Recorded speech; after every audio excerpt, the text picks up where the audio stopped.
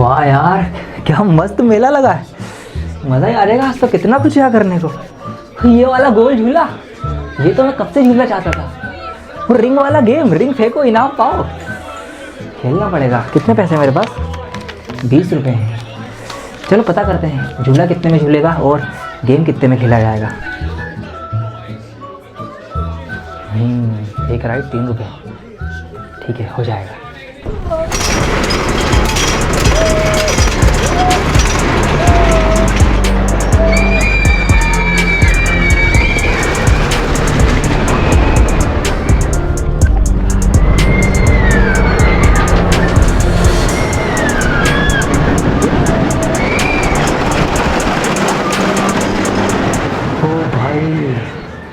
मज़ा आ गया, इतनी सारी बार झूला झूल लिया। अरे हाँ, अब रिंग वाला गेम ट्राई करता हूँ। यस, आ गया रिंग। किस पे डालूँ, किस पे डालूँ, क्या लूँ क्या लूँ क्या लूँ क्या लूँ क्या लूँ। हाँ, इस पर ट्राई करता हूँ।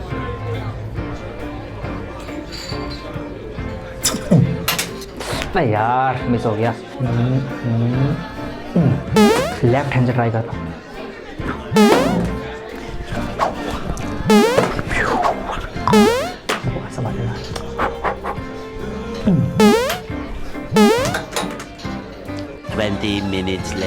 अबे यार कुछ आ ही नहीं रहा, छोड़ो क्या फायदा। अरे रिंग डल गया, ये लो इनाम। मस्त घड़ी आ गई इनाम में। फाइनली यार मज़ा आ गया आज मेले में। पूरे के पूरे 20 रुपये उड़ा दिए। लेकिन जितनी बार मैंने झूला झूला उसकी आधी बार मैंने रिंग वाला गेम खेला। आधी बार कोई बात नहीं, घड़ी तो मिल गई इनाम में, मज़ा आया। चलो चलते हैं।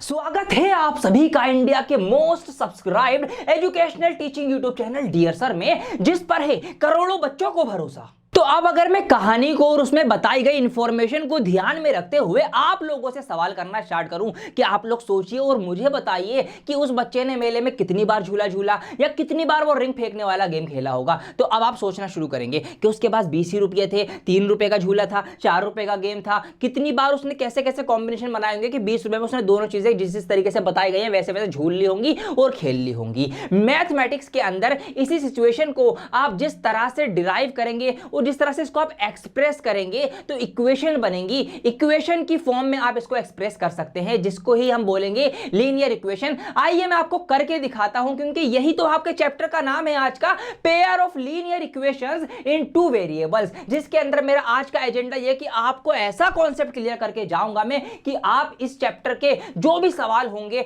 बहुत आसानी से बना सकेंगे और बहुत ही बढ़िया तरीके से आप सॉल्व कर सकेंगे। तो पूरी वीडियो प्लीज एंड तक देखना, बहुत ही आपके लिए यूजफुल होने वाली है जिस तरीके से मैं आपको सिखाने वाला हूं। तो आइए शुरू करते हैं आज की वीडियो। तो अपने जवाब पता करने के लिए हम उतरते हैं कॉन्सेप्ट की गहराइयों में, बिकॉज कॉन्सेप्ट इज पावर। अब मैथमेटिक्स के अंदर जब हमें कोई चीज नहीं पता होती या हमें किसी चीज को पता करना होता है तो हम उसको कुछ ना कुछ मान लेते हैं। तो आइए मान लेते हैं, अब मुझे नहीं पता कि उसने कितनी बार झूला झूला है, तो हमने मान लिया कि उसने x बार झूला झूला, x बार उसने राइड करी। ठीक है जी, कोई दिक्कत नहीं है। इसी तरीके से हमें यह भी नहीं पता था कि उसने रिंग वाला गेम कितनी बार खेला, तो हमने मान लिया कि उसने y बार रिंग वाला गेम खेला। कोई दिक्कत नहीं है। अब आगे बढ़ जाते हैं। अब देखिए, हमें यह भी बताया गया था कहानी में कि 3 रुपए का झूला है, तो उसने 3 रुपये देके x बार वो झूला झूला, तो इतने रुपये तो उसके झूला झूलने में खर्च हो गए। ठीक है जी, अभी तक कोई भी दिक्कत नहीं है। फिर आगे बढ़ जाएंगे। हमें कहानी में यह भी बताया गया था कि रिंग वाला गेम 4 रुपये का है और उसने जब y बार ये गेम खेला तो इतने रुपये उसने गेम खेलने में खर्च कर दिए। तो इतने रुपये टोटल मिला के उसने इन सब का 20 रुपये खर्च करे हैं इन सब चीजों को करने में। इस तरीके से एक इक्वेशन क्रिएट हो जाती है। क्या बन जाती है? एक इक्वेशन बन जाती है। यह एक इक्वेशन है और यही आपको पढ़नी है। एक और कंडीशन दी गई है कहानी के अंदर ही, जहां पर हमें बताया गया है कि ये जो आपकी राइड है और ये जो आपके रिंग वाला गेम है, इनका जो नंबर है ना आधा है। मतलब उसने रिंग वाले गेम आधी बार खेले हैं, जितनी बार ये खेले ना उसके आधे ये खेले हैं। इस तरीके से, मतलब ये इसका आधा है। अगर हमें इसको इक्वेशन में बराबर दिखाना हो तो हम क्या करेंगे, ये ऑलरेडी आधा है ना, हम इधर भी इसका आधा कर देंगे तो ये बराबर हो जाएगा। एक सिचुएशन हमें ये भी बताई गई थी यहाँ पर कहानी के अंदर, जब हम कहानी देख रहे थे।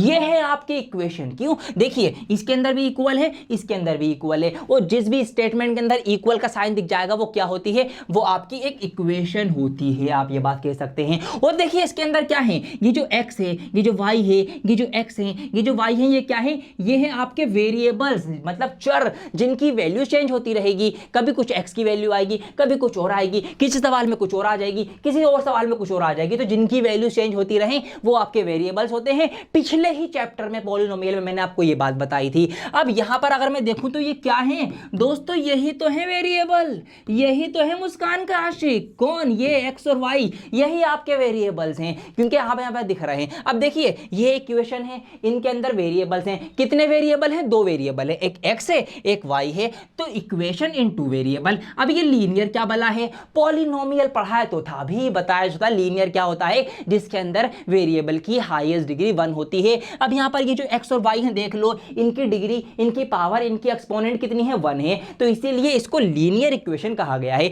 तो लीनियर इक्वेशन इनटू वेरिएबल मतलब दो चरों वाली आपकी लीनियर इक्वेशन। अब ये भी लीनियर इक्वेशन है, ये भी लीनियर इक्वेशन है, इसमें भी दो वेरिएबल है, इसमें भी दो वेरिएबल है, और ये पेयर्स हैं भैया, दो हैं तो पेयर्स। तो यही आपके चैप्टर का नाम है कि pair of linear equations into variable. इनको सॉल्व करने के कई सारे तरीके हैं, जिनको सॉल्व करके हम अपना आंसर ला सकते हैं, एक्स और वाई की वैल्यूज निकाल सकते हैं। यही सब आपको इस चैप्टर में पढ़ना है। कैसा लगा कॉन्सेप्ट, इस वीडियो को लाइक करके और कमेंट करके बता दीजिए, फिर मैं आपको आगे की बातें बताता हूं। तो स्टैंडर्ड फॉर्म की हम बात कर लेते हैं एक लीनियर इक्वेशन की, जो कि होती है आपकी ax plus by plus c। ये आपकी एक स्टैंडर्ड फॉर्म है, ऐसे आपको लिखना चाहिए। यहाँ पर x और y वेरिएबल्स होते हैं, चर होते हैं, मैंने आपको बता ही दिया है, और इन्हीं की वैल्यूज हमें निकालनी पड़ती है मोस्ट ऑफ द टाइम्स। लेकिन यहाँ पर एक शर्त और है, शर्त ये है कि आपका ये जो a और b है ना, a और b आपके ये 0 के इक्वल नहीं होना चाहिए। क्यों नहीं होना चाहिए, इसके पीछे भी एक लॉजिक है, कॉन्सेप्ट है। आप खुद सोचिए, अगर ये a 0 हो गया तो इसका मतलब होगा 0 मल्टीप्लाई बाय x, और x के साथ 0 की मल्टीप्लाई हो जाएगी तो 0 हो जाएगा, मतलब ये वाला पूरा का पूरा टर्म क्या हो जाएगा, 0 हो जाएगा, खत्म हो जाएगा, फिनिश हो जाएगा। जब ये टर्म ही खत्म हो जाएगा तो ये वेरिएबल खत्म हो जाएगा, फिर तो ये 2 वेरिएबल वाली इक्वेशन नहीं रहेगी। इसी तरीके से हम अगर b को भी 0 रख लेंगे तो फिर ये वाला टर्म 0 हो जाएगा, तो फिर ये एक वेरिएबल खत्म हो जाएगा। तो इसलिए ये इक्वेशन पे 2 वेरिएबल की नहीं रहेगी, इसीलिए a और b 0 नहीं होने चाहिए हमारे इन सवालों को सॉल्व करने के लिए। इनकी जगह कोई ना कोई सा इंटीजर या फिर नंबर होगा ही होगा। ठीक है जी, ये बात समझ में आपके आती है। अब इस तरीके से मैंने आपको बताया कि जैसे इनके कई सारे तरीके हैं सॉल्व करने के, तो यहाँ पर मैंने इसी क्वेश्चन का आंसर पता लगा लिया है। आपने देखा कि यहाँ पर y की वैल्यू ये थी, तो मैंने y की जगह पर इस वाली इक्वेशन में y की जगह पर क्या रख दिया, मैंने 1/2x रख दिया। और जब इसको सॉल्व करा पूरा तो x की वैल्यू 4 निकल के आई और y की वैल्यू 2 निकल के आई। मतलब राइट जो है वो उसने 4 बार झूली थी, और जो रिंग वाला गेम है वो उसने 2 बार खेला था। इस तरीके से हम आंसर तक पहुंच गए हैं, इक्वेशन बना के सॉल्व भी कर लिया है। यही आपको इस पूरे चैप्टर के अंदर करना है, और आप इसको वेरीफाई भी कर सकते हैं कि भैया राइट 4 बार झूली, राइट 3 रुपए की थी, तो 4 तियां कितने हो गए, 12 रुपये हो गए। इस तरीके से रिंग वाला गेम जो है वो 2 बार झूला, मतलब 2 बार खेला, और 4 रुपए का एक बार था, तो 4 दूनी 8, तो 12 और 8 20 रुपये इस तरीके से उसने खर्च किए हैं। ऐसे आप पता कर सकते हैं। ऑल राइट, अब इसको दिखाने के और तरीके हैं। ये तो हमने इसको एलजेब्रिकली दिखाया, मतलब एलजेब्रा की फॉर्म में दिखाया, लिखित फॉर्म में दिखाया। इसी को आप ज्योमेट्री की फॉर्म में ग्राफ पेपर के ऊपर भी दिखा सकते हैं, कार्टेशियन प्लेन के ऊपर भी दिखा सकते हैं। मैं आपको आपकी और जानकारी के लिए बता दूं कि जितनी भी हमारी लीनियर इक्वेशंस होती हैं, क्या होती हैं, लीनियर इक्वेशन जो भी हमारी होती हैं, उनकी एक स्ट्रेट लाइन बनती है। क्या बनती है, उनके ग्राफ पेपर पे जब आप बनाएंगे तो एक सीधी लाइन बनेगी, हाँ, हमेशा एक लीनियर इक्वेशन की। तो इस सबको मैं साइड में कर देता हूं अभी, और आपको आगे के कॉन्सेप्ट में सिखाता हूं। तो इसको मैं इधर लेके आ जाता हूं। अब देखिए, मैंने आपको क्या बताया कि जितनी भी आपकी लीनियर इक्वेशंस हैं, जितनी भी आपकी लीनियर इक्वेशंस होंगी, उनकी क्या बनेगी, उन सब की आपकी बनेगी क्या, एक स्ट्रेट लाइन बनेगी, एक सीधी रेखा बनेगी ग्राफ पेपर के अगर ऊपर हम बनाएंगे। ऑल राइट, इतनी बात हमको समझ में आती है। अब चैप्टर की ऊपर बात हो रही है दो की, पेयर चलेगा पे, मतलब दो लीनियर इक्वेशन एक साथ चलेंगी। अब दो लीनियर इक्वेशन जब एक साथ चलेंगी तो फिर क्या होगा, तो मेरे प्यारे बच्चों होगा कि दोनों की एक एक सीधी लाइन बनेगी, है ना, दोनों की एक एक सीधी लाइन बनेगी। इसको मैं अलग से इस तरह से कर लेता हूं। अब आप खुद सोचिए, दो स्ट्रेट लाइन है हमारे पास, दो स्ट्रेट लाइन है दोनों इक्वेशन की। लेट सपोज एक की ये हो गई, एक की ये स्ट्रेट लाइन हो गई, एक की ये हो गई। अब दो स्ट्रेट लाइन के हम कितने कॉम्बिनेशन बना सकते हैं, मतलब कितने तालमेल इनसे बनाए जा सकते हैं, वो आप सोचिए मेरे साथ साथ, मजा आएगा सोचने में। दो लाइन है आपके पास, उनको आपको आपस में भिड़ाना है, तो कितने तरीकों से आप उनको भिड़ा सकते हैं, मिला सकते हैं, सोचिए जरा, दिमाग लगाइए। देखिए तरीका नंबर 1 क्या हो सकता है, तरीका नंबर 1 आपका ये हो सकता है कि मैं बड़ा मैंने काफी कर लिया है यहाँ पे फॉन्ट, इसको ये बड़ा कर लेता हूं। तरीका नंबर 1 मेरा ये हो सकता है, क्या हो सकता है कि स्ट्रेट लाइन दोनों एक ये होगी और एक स्ट्रेट लाइन ये होगी, और दोनों स्ट्रेट लाइन आपस में एक दूसरे को किसी एक पॉइंट पर क्या कर देंगी, काट देंगी, इंटरसेक्ट कर देंगी, एक के ऊपर एक चढ़ जाएंगी। एक तरीका या एक पॉसिबल वे हमारा ये हो सकता है, अगर दो स्ट्रेट लाइन हमारे पास हैं, एक तरीका ये हो सकता है। एक तरीका, दूसरा तरीका क्या हो सकता है, दूसरा तरीका ये हो सकता है मेरे प्यारे बच्चों, क्या हो सकता है कि स्ट्रेट लाइन जो भी है ना हमारी, वो कटेंगी ही नहीं, मतलब वो बिल्कुल सीधी सीधी जा रही होंगी, जिसको हम बोलेंगे पैरेलल, ऐसा आप समझ सकते हैं। ऐसा भी हो सकता है कि दो लाइनें हैं, एक बार तो काट दिया, भाई काट नहीं रही, बिल्कुल पैरेलल है। अगर जरा सी भी ऐसे या वैसे हो जाएंगी ना तो फिर वो काट देंगी। जी हाँ, वो भी दिखा देता हूँ आपको किस तरीके से। देखिए मान लेते हैं कि आप कह रहे हैं सर ज़रूरी थोड़ी है, मान लो ये दो लाइनें इस तरीके से ये अलग अलग जा रही हैं, लेकिन अगर आप इनको जब ऐसे करके आगे बढ़ाते चले जाएंगे तो एक ना एक पॉइंट पे आके ये कट कर देंगी, अगर ज़रा सा भी उनके अंदर आपस में झुकाव है। इस तरीके से मान लो एक लाइन ये जा रही है, एक लाइन ये, आप कहेंगे सर ये तो दूर जा रही है, लेकिन बच्चा उधर से तो देखो, उधर से जब ये आगे बढ़ेंगी इस तरीके से तो कहीं ना कहीं काट देंगी, इंटरसेक्ट कर देंगी। तो या तो वो दो लाइन इंटरसेक्ट करेंगी या तो नहीं करेंगी। क्या कुछ और भी हो सकता है? यस, एक तरीका और हो सकता है, एक और पॉसिबल वे है। वो क्या है? वो मेरे प्यारे बच्चों ये है कि लाइन जो है वो एक के ऊपर एक है, मतलब एक लाइन ये हो गई और दूसरी लाइन जो होगी वो बिल्कुल इसके ही ऊपर एग्जिट इसके ऊपर चढ़ जाएगी, इस तरीके से उसके ऊपर ही आएगी। ये भी एक तरीका हो सकता है दो लाइन्स को आपस में भिड़ाने का। तो यही तीन तरीके आपके मेजरली बनते हैं, जिसको हम बोलेंगे इस वाले को कि ये इंटरसेक्ट करेंगी, आपस में एक दूसरे को काट देंगी, या तो वो पैरेलल होंगी, मतलब काटेंगी नहीं, ना ही टच होंगी, या फिर वो कोइंसाइड होंगी, इसको बोलते हैं कोइंसिडेंट या कोइंसाइड, मतलब एक के ऊपर एक चढ़ी हुई होंगी।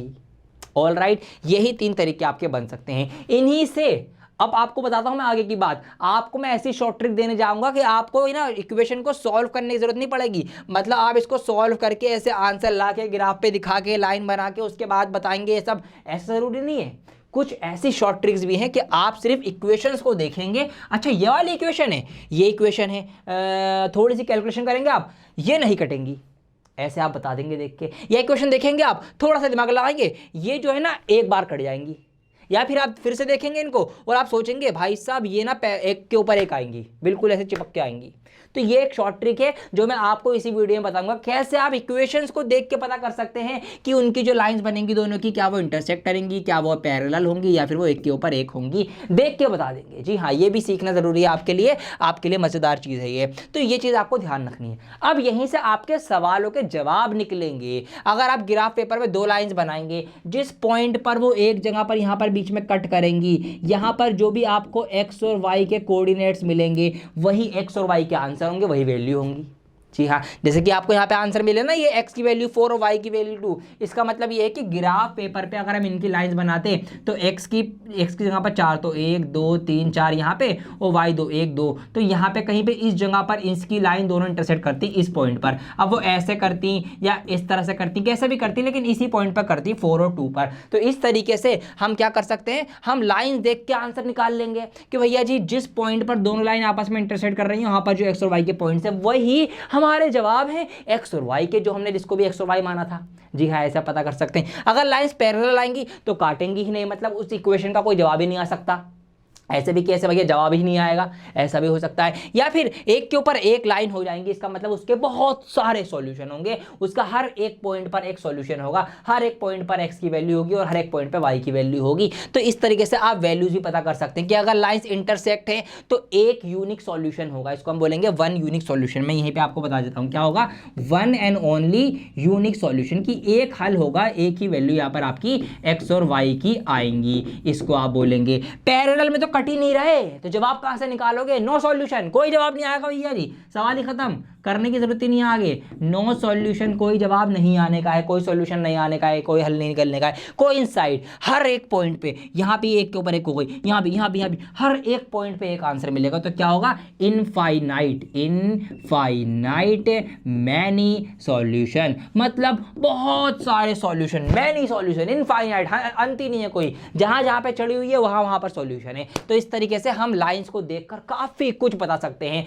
कि एक सॉल्यूशन होगा, बहुत सारे होंगे, नहीं होंगे, सॉल्यूशन क्या होगा, क्या वैल्यू होंगी, कैसी इक्वेशन है, सब कुछ आपको मैं करके बताऊंगा। ठीक है जी, तो बहुत सारी बातें हैं। आइए शुरू करते हैं एक्सरसाइज 3.1 और देखते हैं कैसे इन चीजों को, आपको जितने भी कॉन्सेप्ट सीखे आपने अभी तक, उनको अप्लाई करना है अपनी नॉलेज में, अपनी नोटबुक के अंदर। आइए शुरू करते हैं। तो स्टार्ट करने जा रहे हैं एक्सरसाइज 3.1। अगर अभी तक आपने अपनी अटेंडेंस नहीं लगाई है तो वीडियो को लाइक करके अपनी अपनी अटेंडेंस लगा दीजिए, ताकि मुझे पता लग जाए कि आप लोग जुड़ चुके हैं मेरे साथ। यहाँ पर देखिए पहला सवाल है, बहुत आसानी से आपको मैं समझाऊंगा, समझ लेना, ऐसा ही करना है बस, सारे सवाल ही समझ लो। क्या लिखा है, Aftab tales his daughter, Hindi वाले बिल्कुल ना घबराए, मैं आपकी चिंता दूर करता हूँ। यहाँ लिखा हुआ है कि आफ्ताब ने अपनी बेटी से कहा, क्या कहा उसने, ये कहा कि 7 years ago, आज से 7 साल पहले, I was 7 times as old as you were, मैं तुम्हारी उम्र का 7 गुना था, मतलब मेरी उम्र तुम्हारी उम्र जितनी भी थी उसकी 7 गुना थी। कब, आज से 7 साल पहले, ये 7 साल पुरानी बात है। फिर उसने दोबारा से कहा ऑल्सो 3 years from now, और अब से 3 साल बाद क्या होगा, I shall be 3 times as old as you will be, मैं तुम्हारी उम्र जितनी भी होगी 3 साल बाद, मैं उस उम्र का 3 गुना, मतलब मेरी उम्र तुम्हारी उम्र की 3 गुना हो जाएगी आने वाले 3 साल के बाद। अब क्या कहा गया है, इजंट इज इंटरेस्टिंग, क्या मजेदार नहीं है ये, बिल्कुल मजेदार है, पहेली है हमारे लिए तो, और इस पहेली के आंसर तक भी हम पहुंचेंगे। Represent this situation algebraically and graphically, आपको इस सिचुएशन को एल्जेब्रा की फॉर्म में, मतलब मैथ्स की भाषा में लिखकर भी दिखाना है, और फिर ग्राफ की भाषा पे भी आपको दिखाना है, इसलिए मैंने यहाँ पे ग्राफ पेपर भी चिपका दिया है आप लोगों के लिए। आइए पहले इसको एल्जेब्रा की फॉर्म में लिखते हैं। तो मैंने क्या बताया आपको, अभी एग्जाम्पल कहानी देखी हमने, सुनी के जो हमें नहीं पता होता मैथ की भाषा में उसको हम मान लेते हैं। अब ना हमें आफ्ताब की उम्र पता है, एज पता है, आयु पता है, ना हमें उसकी बेटी की एज, उम्र, आयु पता है, तो हम क्या करेंगे, हम इसी को मान लेंगे, हम आफ्ताब की एज और उसकी बेटी की एज दोनों को कुछ ना कुछ वेरिएबल मानेंगे, एक्स वाई एक पी क्यू, कुछ भी मान सकते हैं आप, जो ही इसके वेरिएबल होंगे। आइए मानते हैं, तो मैंने माना लेट, ठीक है, आप ऐसे लिखेंगे भी कि लेट द एज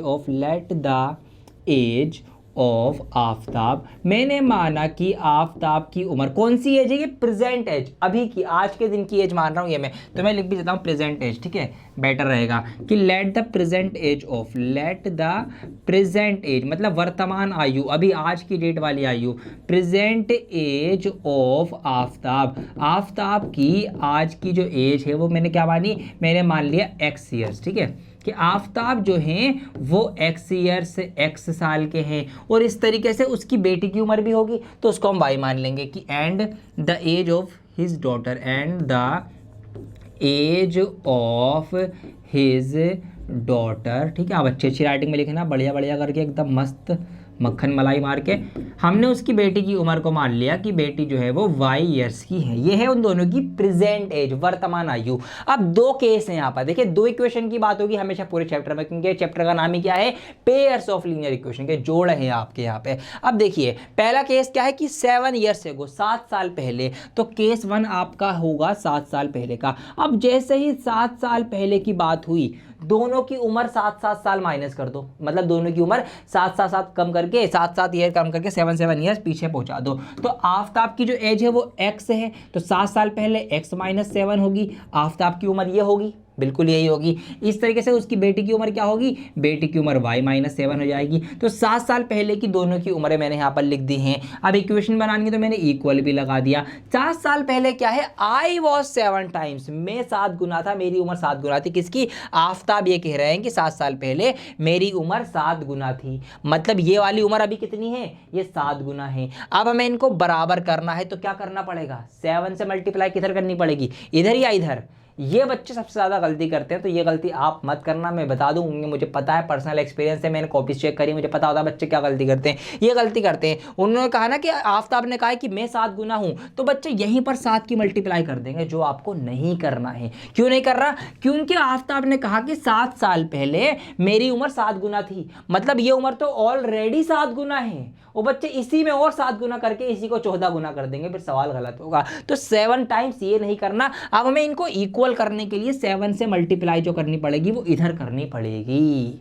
समझ में आई बात, ये इसके अंदर एक गहरा कॉन्सेप्ट था। हर सवाल में ये होगा आपको, जिधर हमें जो भी बढ़ती चीज़ दे रखी है उसको बराबर करने के लिए वो चीज़ हमें दूसरी साइड मल्टीप्लाई डिवाइड करनी पड़ेगी। जैसे मैंने यहाँ पे 7 से मल्टीप्लाई उधर करी, अब ये बराबर हो गई। ये 7 गुना था, ये भी 7 गुना हो गया। ठीक है, इसको आगे फर्दर सॉल्व करेंगे तो x-7 इधर रहेगा, इधर 7, इधर हमारे पास क्या क्या है, इक्वल के इधर हमारे पास 7 की मल्टीप्लाई y में हो जाएगी, 7y हो जाएगा, 7 की 7 में होगी 49 हो जाएगा। इसको भी स्टैंडर्ड फॉर्म के अकॉर्डिंग लेके आएगी। जो स्टैंडर्ड फॉर्म मैंने आपको बता रखी है, ax + by + c वाली इक्वल टू 0 वाली। तो x यहाँ पर रहेगा, ये 7 जो है y माइनस का इधर आके 7y प्लस का था, इधर आके बॉर्डर के इस पार आके इक्वल के साइड आके माइनस का 7y हो जाएगा। यहाँ पर माइनस का 49 ऑलरेडी है, ये नंबर है, इसको मैं इधर ले जाऊंगा तो ये प्लस का 7 हो जाएगा। अब यहाँ पर मैं इसको आगे और फर्दर सॉल्व करूंगा तो x - 7y, ये प्लस माइनस माइनस होता है तो यहाँ पर माइनस का 42 हो जाएगा। ये मेरी इक्वेशन 1 बन जाएगी। तो इस तरीके से एक इक्वेशन बन गई।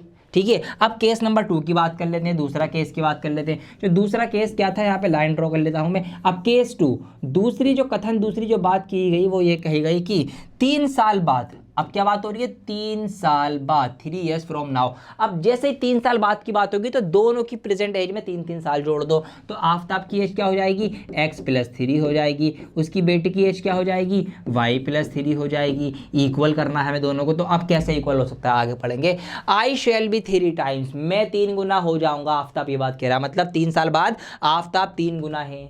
तो हमें बराबर करने के लिए क्या करना पड़ेगा, इसको भी 3 गुना करना पड़ेगा। इसका मतलब इधर हमें 3 से मल्टीप्लाई करनी पड़ेगी उसकी बेटी की एज में। ये एक कॉन्सेप्ट आपको समझना पड़ेगा। उम्मीद करता हूँ आपको समझ में आ गया होगा। ठीक है जी, चलिए अब इसको भी आगे फर्दर सॉल्व करके क्वेश्चन बनाओ तो ये आपका x + 3 हो जाएगा, यहाँ पर मल्टीप्लाई हो जाएगी 3 की y में 3y, 3 की 3 में 3 3 9 हो जाएंगे। ये वाला y इधर लेके आ जाओ, माइनस का 3y हो जाएगा। यहाँ पर ये प्लस का 9 है, ये वाला 3 इधर आके माइनस का 3 हो जाएगा, x - 3y हो जाएगा और 9 में से 3 जाएगा आपका 6 बचेगा। ये आपकी इक्वेशन नंबर 2 बन जाएगी। तो इस तरीके से हमने इनको कैसे सॉल्व कर लिया, अभी हमने एल्जेब्रिकली सॉल्व कर लिया। एक इक्वेशन आपकी, एक आपका ये बन गया और एक आपकी स्टेटमेंट ऑफ इक्वलिटी, मतलब इक्वेशन आपकी ये बन गई। ठीक है, ये आपकी 2 इक्वेशन बन चुकी हैं। तो हर एक केस की 2 इक्वेशन होंगी, क्योंकि पेयर की बात है। चैप्टर ये है कि pair of linear equation in 2 variable, 2 variable भी, हाँ जी दोनों में 2 वेरिएबल x और y हैं। इक्वेशन है, हाँ जी इक्वेशन है, इक्वल का निशान लगा हुआ है, और क्या है 2 हैं तो जोड़े हैं। ये हमने सॉल्व कर लिया। अब ग्राफ पे इसको कैसे सॉल्व करेंगे, तो ग्राफ के लिए इनके पॉइंट्स निकालना पड़ेंगे x और y के,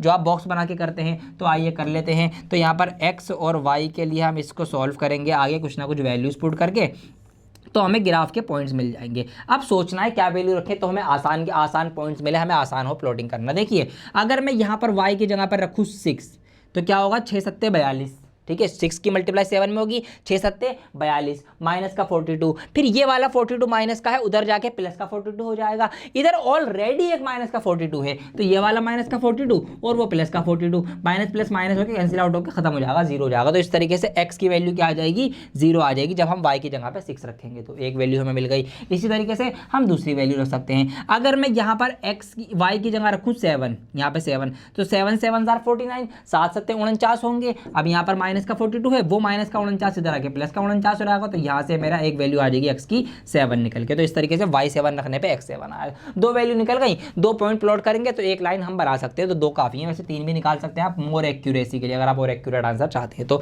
2 से भी काम हो जाएगा। तो मैंने 2 ही निकाली हैं। ऐसे ही इधर भी निकालेंगे x और y दोनों की वैल्यूज़। तो यहाँ पर भी कोई बॉक्स बनाऊंगा मैं और इनकी वैल्यूज़ निकालूंगा। ये निकालते हैं। तो यहाँ पर अगर मैं y की जगह रख दूँ 0 तो ये पूरा टर्म 0 हो जाएगा। तो यहाँ पर y 0 रखने पे सिर्फ x की वैल्यू क्या आ जाएगी, 6 निकल के आ जाएगी। ये मैंने यहाँ पर x की वैल्यू निकाल ली इस तरीके से। अब अगर मैं यहाँ पर y की जगह रख दूँ, क्या रख दूँ, -2 रख दूँ, तो -2 रखने से क्या होगा, 2 3 6 होंगे, और माइनस माइनस प्लस होगा तो प्लस का 6 बनेगा। फिर वो प्लस का 6 उधर जाके माइनस का 6 हो जाएगा, उधर ऑलरेडी एक 6, तो 6 - 6 ये 0 हो जाएगा। तो इस तरीके से यहाँ से x की 0 वैल्यू मिल जाएगी। तो ये इनके मैंने कुछ पॉइंट बना लिए। अब इन पॉइंट को आइए फटाफट से यहाँ ग्राफ पे प्लॉट कर लेते हैं। तो पहले इसकी इस इक्वेशन के लिए करेंगे। तो हमारे पास क्या है, x 0 रखने पे y 6 आया, तो x 0 मतलब यहाँ पे अभी हम x एक्सिस ये है हमारी, ठीक है, ये आपकी y एक्सिस है। अब यहाँ पर x 0 मतलब x पे कहीं नहीं बढ़ी आप, वो y 6 आया तो y पे 6 बढ़ेंगे, तो 2 4 6, तो यहाँ पर ये पॉइंट आ जाएगा आपका पहला, ठीक है, पहला पॉइंट आपका आ गया यहाँ पे, जो कि आपका क्या है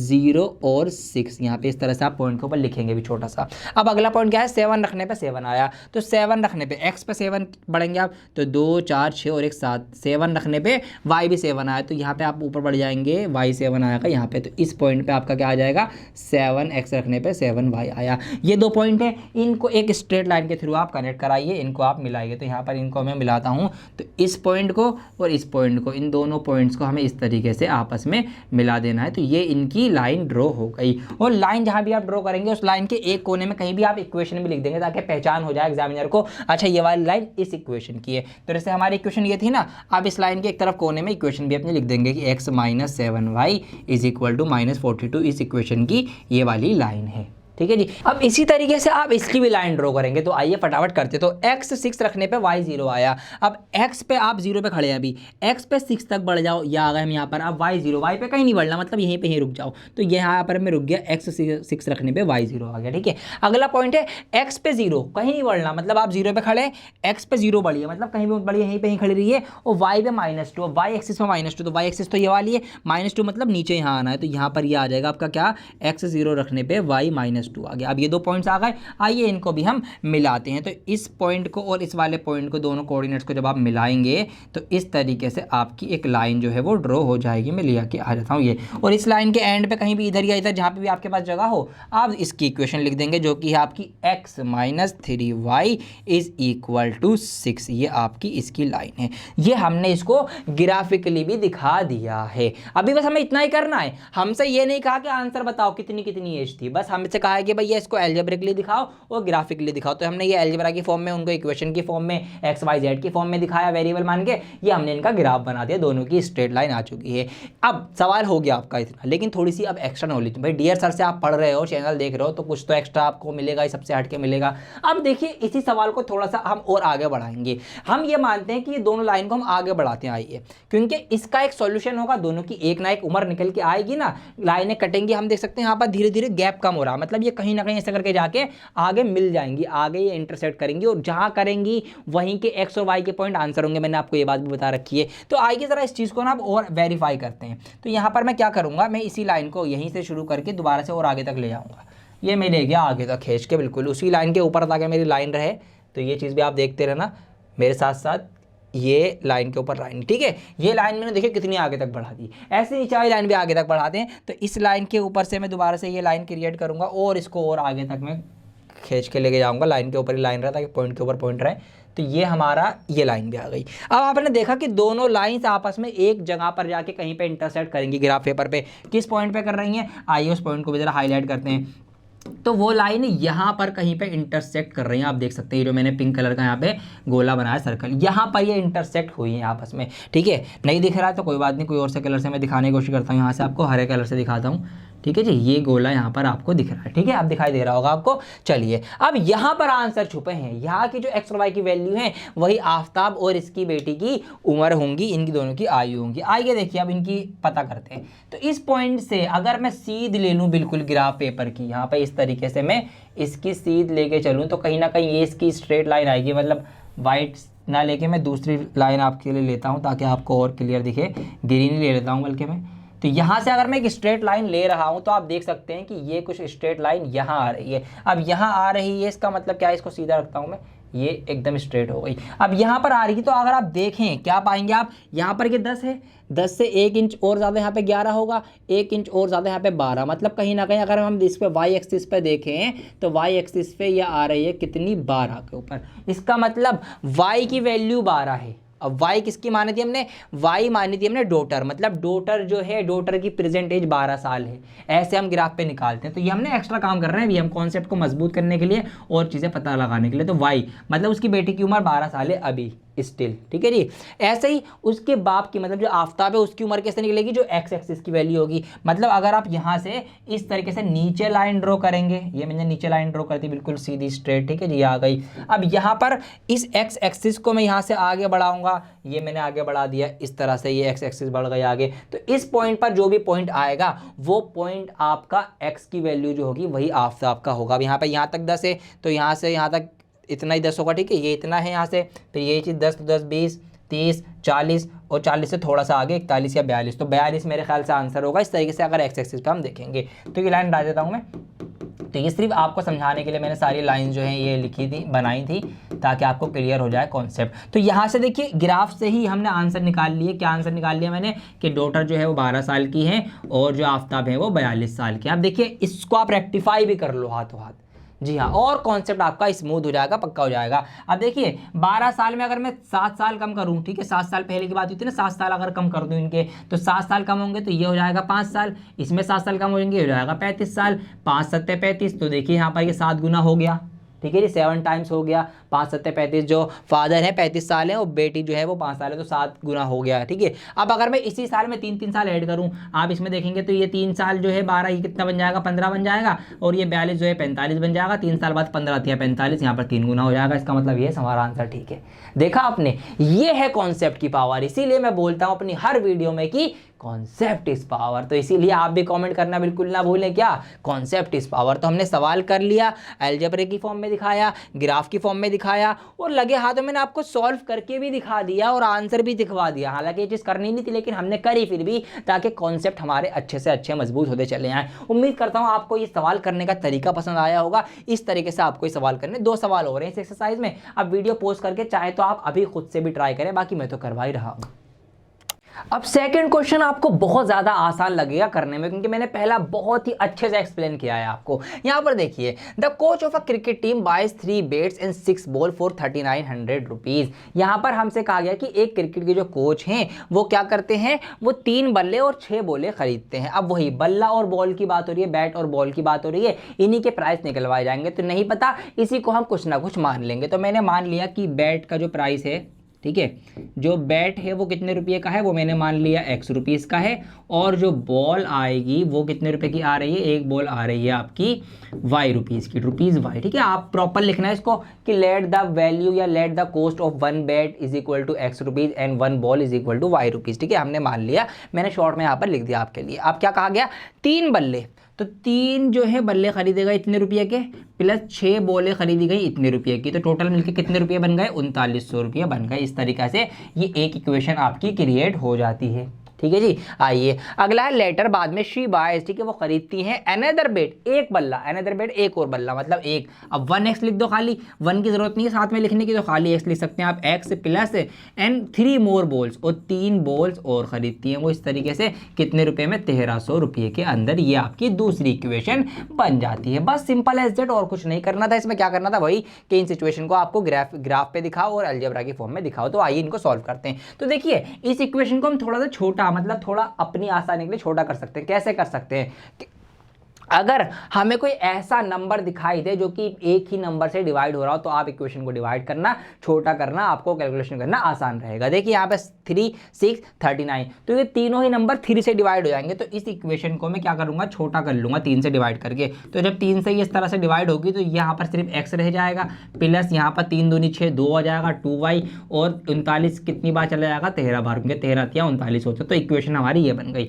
तो इसको हम सेकेंड इक्वेशन बोल सकते हैं, ठीक है, या फर्स्ट ही इसको ही बोल दो, फर्स्ट डायरेक्ट काटने के बाद। अब आइए दोनों को सॉल्व करके इनकी वैल्यू निकालते हैं, कुछ पॉइंट्स, फिर पॉइंट प्लॉट करते हैं और इसको ग्राफ पे भी दिखा देते हैं। तो ये हमने इसको अलजेब्रा की फॉर्म में दिखा दिया है ऑलरेडी। आइए करते हैं, एक काम करता हूँ, मैं इसको भी उधर ही लिख देता हूँ, उसके नीचे ही यहाँ पर, ताकि ये चीज़ें आपकी क्लियर रहेंगी। ये दोनों इक्वेशन है हमारे पास, ठीक है जी। चलिए अब इधर हम यहाँ पे बॉक्स बनाएंगे दोनों इक्वेशंस के। तो यहाँ पर x और y के लिए हम सॉल्व करेंगे इसको, पहली इक्वेशन को जो हमारी है बेसिकली। चलिए अब देखिए यहाँ पर x, इसको सॉल्व करना है। अब क्या क्या हो सकता है, देखिए हमें क्या करना है, अगर हम x की जगह पर 0 रख दें, अगर हम x की जगह पर 0 पुट कर दें यहाँ पर, तो ये x खत्म, ठीक है, y रह जाएगा, y के साथ 2 मल्टीप्लाई में, मल्टीप्लाई वाली चीज इक्वल के उधर जाके डिवाइड में होगी, जब y ये 2 उधर जाके डिवाइड में होगा तो 1300 को डिवाइड करेगा ये, तो कितना आंसर आएगा, y की वैल्यू निकल के आएगी यहाँ से 650 यानी 650। तो एक वैल्यू आ चुकी है। ऐसे आप कुछ और रख के ट्राई करो। अब यहाँ पर अगर आप y की जगह 0 रखेंगे, y की जगह 0 रखेंगे तो 0 से मल्टीप्लाई होगी, पूरा का पूरा 0 हो जाएगा, y की जगह 0 रखने पे फिर x इज इक्वल टू 1300 आ जाएगा। तो ऐसे आपकी दो वैल्यू मैंने यहाँ पर इसकी निकाल ली है, ठीक है। अब आइए इस वाले की निकाल लेते हैं, इधर आ जाइए, x और y की वैल्यूज़ निकाल रहे हैं इस वाली इक्वेशन के लिए, आइए निकालते हैं। अब यहाँ पर क्या कर सकते हैं, वही अगर मैं y की जगह 0 रखूँगा ये वाला पार्ट 0 हो जाएगा, x की 1300 आ जाएगी, तो y 0 रखने पर आता है x 1300। और अगर मैं क्या करूं, और मैं क्या कर सकता हूं, x की जगह 0 रखूंगा तो y की वैल्यू फिर 1300 डिवाइड बाय 3 आ जाएगी, तो डिवाइड में चली आएगी, दिक्कत होगी काटने में। तो कुछ ऐसा नंबर रखो तो हमें भी परेशानी ना हो, ठीक है। तो कुछ और आप यहाँ पे सोच सकते हैं। तो एक काम ये करते हैं कि ना, यहाँ पर हमने देखा कि 650 आया था y की वैल्यू, तो 650 में ही कुछ रख के ट्राई करते हैं। तो यहाँ पर अगर मैं y की जगह रखूंगा 650 इस तरीके से, तो 650 की 3 से मल्टीप्लाई कितनी आएगी, जरा आप इस तरह से करेंगे अलग से, 3 0 0 3 15 15 3 3 18 19 1950 आएगी, मतलब यहाँ पर 1950 हो जाएगा। फिर वो 1950 प्लस का उधर जाके माइनस का 1950 हो जाएगा, तो जब वो 1950 में से फिर माइनस करेंगे हम कितने, 1300, जो 1300 प्लस का होगा, ये माइनस का होगा, तो माइनस प्लस क्या होगा, माइनस होगा, तो माइनस करेंगे तो 0 5 9 में से 6 गया 3, 9 में से 3 गया 6, तो 650 बचेगा आपका माइनस का। तो इस तरीके से x की वैल्यू आ जाएगी माइनस के 650। तो ऐसा इसलिए करना पड़ा कि 650 हमारे पास ऑलरेडी वैल्यू, जो 650 और 1300 ही हमारी वैल्यू रही, हमें रखना आसान हो जाएगा। आइए अब इसको हम क्या करेंगे, ग्राफ पेपर पे प्लॉट करते हैं। जो देखिए इसको करते हैं पहले, पहली क्वेश्चन को, x 0 रखने पे y 650, तो x 0, अभी हम यहाँ खड़े बिल्कुल बीच में, x 0, x पे कहीं नहीं जाना, 0 पे खड़े रहो, यहीं पे खड़े रहो, तो y आया 650। अब y में ऊपर बढ़ेंगे, ये y एक्सिस होता है, तो 650, इस 2 को 200 मानो, 4 को 400, 6 को 600, 8 को 800, तो 600 और 800 के बीच में यह 700 आएगा, और 700 और 600 के बीच में आएगा 650, तो 650 कहीं ना कहीं इस जगह आएगा। तो यहाँ पर ये पॉइंट हो जाएगा आपका x 0 और y 650, ये मैंने यहाँ पे पॉइंट प्लॉट कर दिया। अगला पॉइंट है x पे 1300 तक बढ़ जाओ, तो x एक्सिस ये है, 1300 तक बढ़ेंगे तो 200 400 600 800 1000, 1000 तो यहाँ तक हो गए। अब हमें इससे भी आगे जाना पड़ेगा, तो कोई बात नहीं, लाइन आगे बढ़ा लेते हैं। तो यहाँ से 1 इंच हम और बढ़ाएंगे तो 1100 हो जाएगा, 1 इंच और बढ़ाएंगे ये 1200 हो जाएगा, 1 इंच और बढ़ाएंगे 1300 हो जाएगा, तो 1300 पे हम कहीं पे यहाँ पे पहुँच गए। और y 0, y पे कहीं नहीं जाना, मतलब यहीं पे ही रुक जाओ। तो ये वाला जो पॉइंट होगा आपका, ये पॉइंट क्या होगा, ये पॉइंट होगा आपका x 1300 और y 0, इस तरीके से ये पॉइंट हो गया। अब आइए दोनों लाइन्स को हम यहाँ पर आपस में मिला देते हैं। तो यहाँ पर ये वाला पॉइंट और ये वाला पॉइंट, दोनों पॉइंट्स मिलेंगे, अभी लाइन तो एक ही बनी है। तो यहाँ पर इसको मैं थोड़ा सा और आगे ले जाता हूँ, पॉइंट के ऊपर पॉइंट रखते हुए इस लाइन को पीछे ले जाता हूँ। तो ये मैंने यहाँ पर इसकी लाइन ड्रॉ कर दी, ठीक है। जिसकी भी लाइन ड्रॉ करेंगे आप उसकी एक तरफ कोने में इक्वेशन भी लिख देंगे ताकि क्लियर रहे एग्जामिनर को कौन सी की है। तो ये है पहले वाले की, x + 2y = 1300। तो ये किसकी लाइन है, x + 2y = 1300 की ये वाली लाइन है, ठीक है जी। आइए अब इसकी लाइन ड्रॉ करते हैं। तो x पे 1300 बढ़ेंगे, तो आइए x एक्सिस पर 1300 बढ़ेंगे, मतलब हम यहाँ पर खड़े हुए, और y पर 0, मतलब y पे कहीं नहीं बढ़ रहा, मतलब इसका भी एक पॉइंट यहीं पे आएगा, x 1300 y 0, क्योंकि सेम पॉइंट है। अब अगला पॉइंट क्या है इसका, x पे -650, मतलब ये भी आप यहाँ खड़े।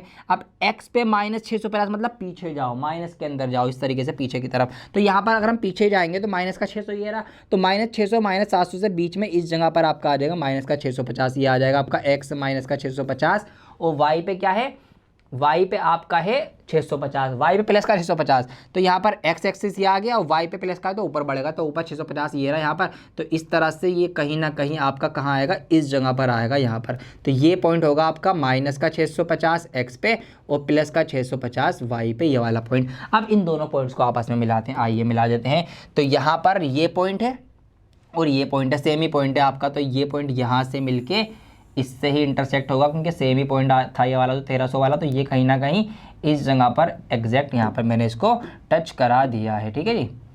और मैं इस लाइन को थोड़ा सा पीछे कर देता हूँ यहाँ पर, इस तरह से। ये आपकी दूसरी इक्वेशन की लाइन हो गई। तो यहाँ पर इस तरफ या कहीं भी दिखा सकते हैं आप, मैं यहाँ पे दिखा देता हूँ, यहाँ पे इस जगह पे, ताकि ये अलग से दिख जाए। तो ये वाली लाइन जो है, ये लाइन है x + 3y = 1300 की। तो ये हमने इसको ग्राफ पे भी दिखा दिया और कहीं ना कहीं आंसर भी आ गया। पहले वाले में तो हम जानबूझ के आंसर लाए थे, मैंने आपको ला के दिखाया था लाइन आगे बढ़ा के, लेकिन इसमें हमें वो जरूरत भी नहीं पड़ी, क्योंकि हमें यहीं पे हमें ग्राफ पे मिल गई। दोनों लाइन इस पॉइंट पे यहाँ पे कट कर रही हैं, किस पॉइंट पर, यहाँ पर 1300 पर और 0 पर। इसका मतलब ये x की वैल्यू है, ये y की वैल्यू है। x हमने क्या माना था, x हमने बैट माना था, मतलब बैट की वैल्यू 1300 है, बैट 1300 रुपये का है, और y 0 है, और y हमने क्या माना था, बॉल माना था। इसका मतलब बॉल 0 रुपये की, बॉल फ्री ली है भैया, बॉल के पैसे नहीं दिए। आइए इसको चेक कर लें, क्या सही भी है, क्या पता लूट लिया हो दुकानदार को, ऐसा तो कुछ नहीं हो गया। देखिए चेक करके दिखाता हूं।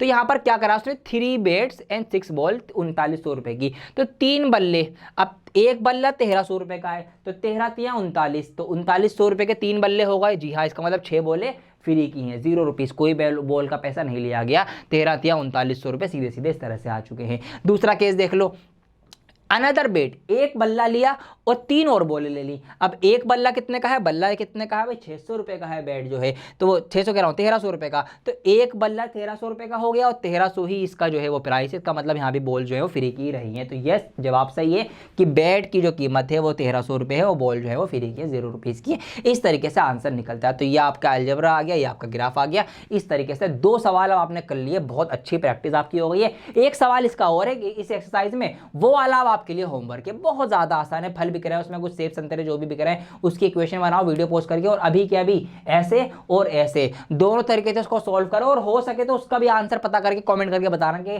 कहां पर उन दोनों की लाइन इंटरसेक्ट कर रही है, तो क्या क्या उनके प्राइस हैं। ऑलराइट, ये काम आप अभी अभी करो और कमेंट में मुझे जवाब दो, मैं आपके कमेंट देख रहा हूं। तो अब बारी है उस शॉर्ट ट्रिक के बताने की जिसका मैंने आपको वीडियो के स्टार्टिंग में कहा था कि आपको ऐसी ट्रिक बताऊंगा कि आप इक्वेशन को देख के बता दोगे कि इसकी जो लाइन बनेगी वो आपस में काटेंगी या नहीं काटेंगी, या फिर वो पैरेलल होंगी, या वो एक के ऊपर एक चढ़ी हुई होंगी। उस इक्वेशन का एक सॉल्यूशन आएगा, बहुत सारे सॉल्यूशन आएंगे, या कोई सॉल्यूशन नहीं आएगा, आप इक्वेशन देख के बताओगे। अब कैसे उस ट्रिक को आपको मैं सिखाता हूं, आइए देखते हैं, बहुत ध्यान से समझना। तो मैं एक इक्वेशन लेता हूं अपनी, वो जो मेले वाला एग्जाम्पल था ना कहानी, उसकी इक्वेशन में उठा लेता हूं। तो आपको याद होगी उसकी इक्वेशन की, अगर मैं बात करूं तो यहाँ पे क्या थी, 3x + 4y = 20। तो उसकी पहली इक्वेशन थी 3x + 4y = 20। एक इक्वेशन उसकी ये थी, और दूसरी इक्वेशन थी उसकी 1/2x = y। ये 2 इक्वेशंस उसकी थी, ठीक है जी। अच्छा, इसको भी थोड़ा सा स्टैंडर्ड फॉर्म में लेके आते हैं। तो ये जो डिवाइड में 2 है, डिवाइड वाली चीज इक्वल के उधर जाएगी तो मल्टीप्लाई करेगी, तो ये जो 2 है इधर आकर इसके y के साथ मल्टीप्लाई में हो जाएगा, तो ये कुछ इस तरह से बन जाएगी। फिर इसको स्टैंडर्ड फॉर्म में लाने के लिए इस y को भी मैं इधर लेके आ जाऊंगा, तो ये हो जाएगा आपका x - 2y = 0। तो ये आपकी इक्वेशन हो जाएगी कुछ, ठीक है जी। अब आइए इसको अगर हम ग्राफ पेपर पे इसकी लाइंस बनाएंगे तो क्या, कहां पर कैसे लाइंस बनेंगी, आइए उसका पता लगाते हैं थोड़ा सा, ताकि कॉन्सेप्ट जो है हमारा और क्लियर होता चला जाएगा इन चीज़ों का, और हमें पता चल जाएगा कि हम ये शॉर्ट ट्रिक क्यों लगा रहे हैं और कैसे लगा रहे हैं। आइए देखिए, इसकी वैल्यूज रखते हैं कुछ ग्राफ पे इसकी लाइन बनाने के लिए। तो यहाँ पर अगर मैं क्या करूँ, इस y की जगह अगर मैं 2 रखूँ, कितना रखूँ, 2, तो ये हो जाएगा 4 दूनी 8, 8 बन जाएगा प्लस का। फिर ये प्लस का 8 जब उधर जाएगा तो माइनस का 8 हो जाएगा। जब 20 में से 8 माइनस करेंगे तो कितने बचेंगे आपके बचेंगे 12। फिर वो 12 जो है वो इस 3 से डिवाइड होगा, क्योंकि ये 3 है मल्टीप्लाई में। तो जब 12 को 3 से डिवाइड करेंगे तो 3 चौक 12, तो x की वैल्यू यहाँ से कितनी निकल के आएगी, 4 निकल के आएगी। ऑल राइट, इतनी बात हमको समझ में आती है। अब यहाँ पर अगर मैं इस x की जगह पर रख दूँ 0, तो ये वाला पार्ट तो पूरा का पूरा 0 हो जाएगा, खत्म, टाटा बाय बाय। अब ये 4 जो है यहाँ पे डिवाइड में चला जाएगा y की वैल्यू निकालने के लिए, तो 4 से हम 20 को डिवाइड करेंगे तो 4 पंजे 20। इस तरीके से क्या आएगा, यहाँ पर y की वैल्यू जो है वो 5 आ जाएगी। तो ये 2 वैल्यू इसकी हमने निकाल ली। इस तरह से इसकी भी निकाल लीजिए। आइए जरा देखते हैं अब ये क्यों निकाल रहे हैं, अभी आपको पता चल जाएगा ये मैं क्यों निकलवा रहा हूँ आपसे। मैं चाहता तो आपको डायरेक्ट शॉर्ट ट्रिक बता देता, लेकिन नहीं, आपके कॉन्सेप्ट भी क्लियर होना जरूरी है कि हम ये शॉर्ट ट्रिक क्यों लगा रहे हैं, ठीक है, क्या लॉजिक है उसके पीछे का। आइए देखते हैं। अच्छा, यहाँ पे क्या हो सकता है, यहाँ पे अगर मैं इस y की जगह पे क्या रखूँ, अगर मैं इस y की जगह पे 2 रख दूँ तो 2 दूनी 4 हो जाएगा ये, ठीक है, माइनस का 4 हो जाएगा। फिर वो माइनस का 4 उधर जाके प्लस का 4 हो जाएगा, तो इस तरीके से x की वैल्यू आ जाएगी प्लस का 4। और फिर मैं अगर इस y की जगह 0 रख दूं तो ये वाला पूरा पार्ट 0 हो जाएगा, खत्म, टाटा बाय बाय। फिर x बचेगा खाली, x = 0 आ जाएगा इस तरीके से। तो ये वैल्यूज आपकी आएंगी। अब नोटिस करने वाली बात ये, अगर आप इसका ग्राफ पेपर बनाएंगे, ठीक है, इसको ग्राफ पे अपलोड करेंगे, देखिए x और y की 4 और 2 वैल्यू यहाँ पर भी आ रही है, मतलब x जो है वो बराबर 4 यहाँ पे भी है और y बराबर 2 यहाँ पर भी है। और इस पे भी देखेंगे आप, x बराबर 4 यहाँ भी है, y बराबर 2 यहाँ भी है। इसका मतलब ये दोनों पॉइंट एक ही जगह पर आएंगे, एक ही पॉइंट पे आएंगे जहां पर x 4 जो है, y जो है वो 2 होगा। इस तरीके से यही इनके आंसर होंगे। और मैंने आपको ये आंसर निकाल के भी तो बता दिए थे। यहाँ पे अगर आप देखेंगे तो इस तरीके से मैंने आपको दिखा दिया था कि x की वैल्यू जो है 4 है, y की वैल्यू जो है वो 2 है, ठीक है। ये तो मैंने आपको सॉल्व करी थी इक्वेशन।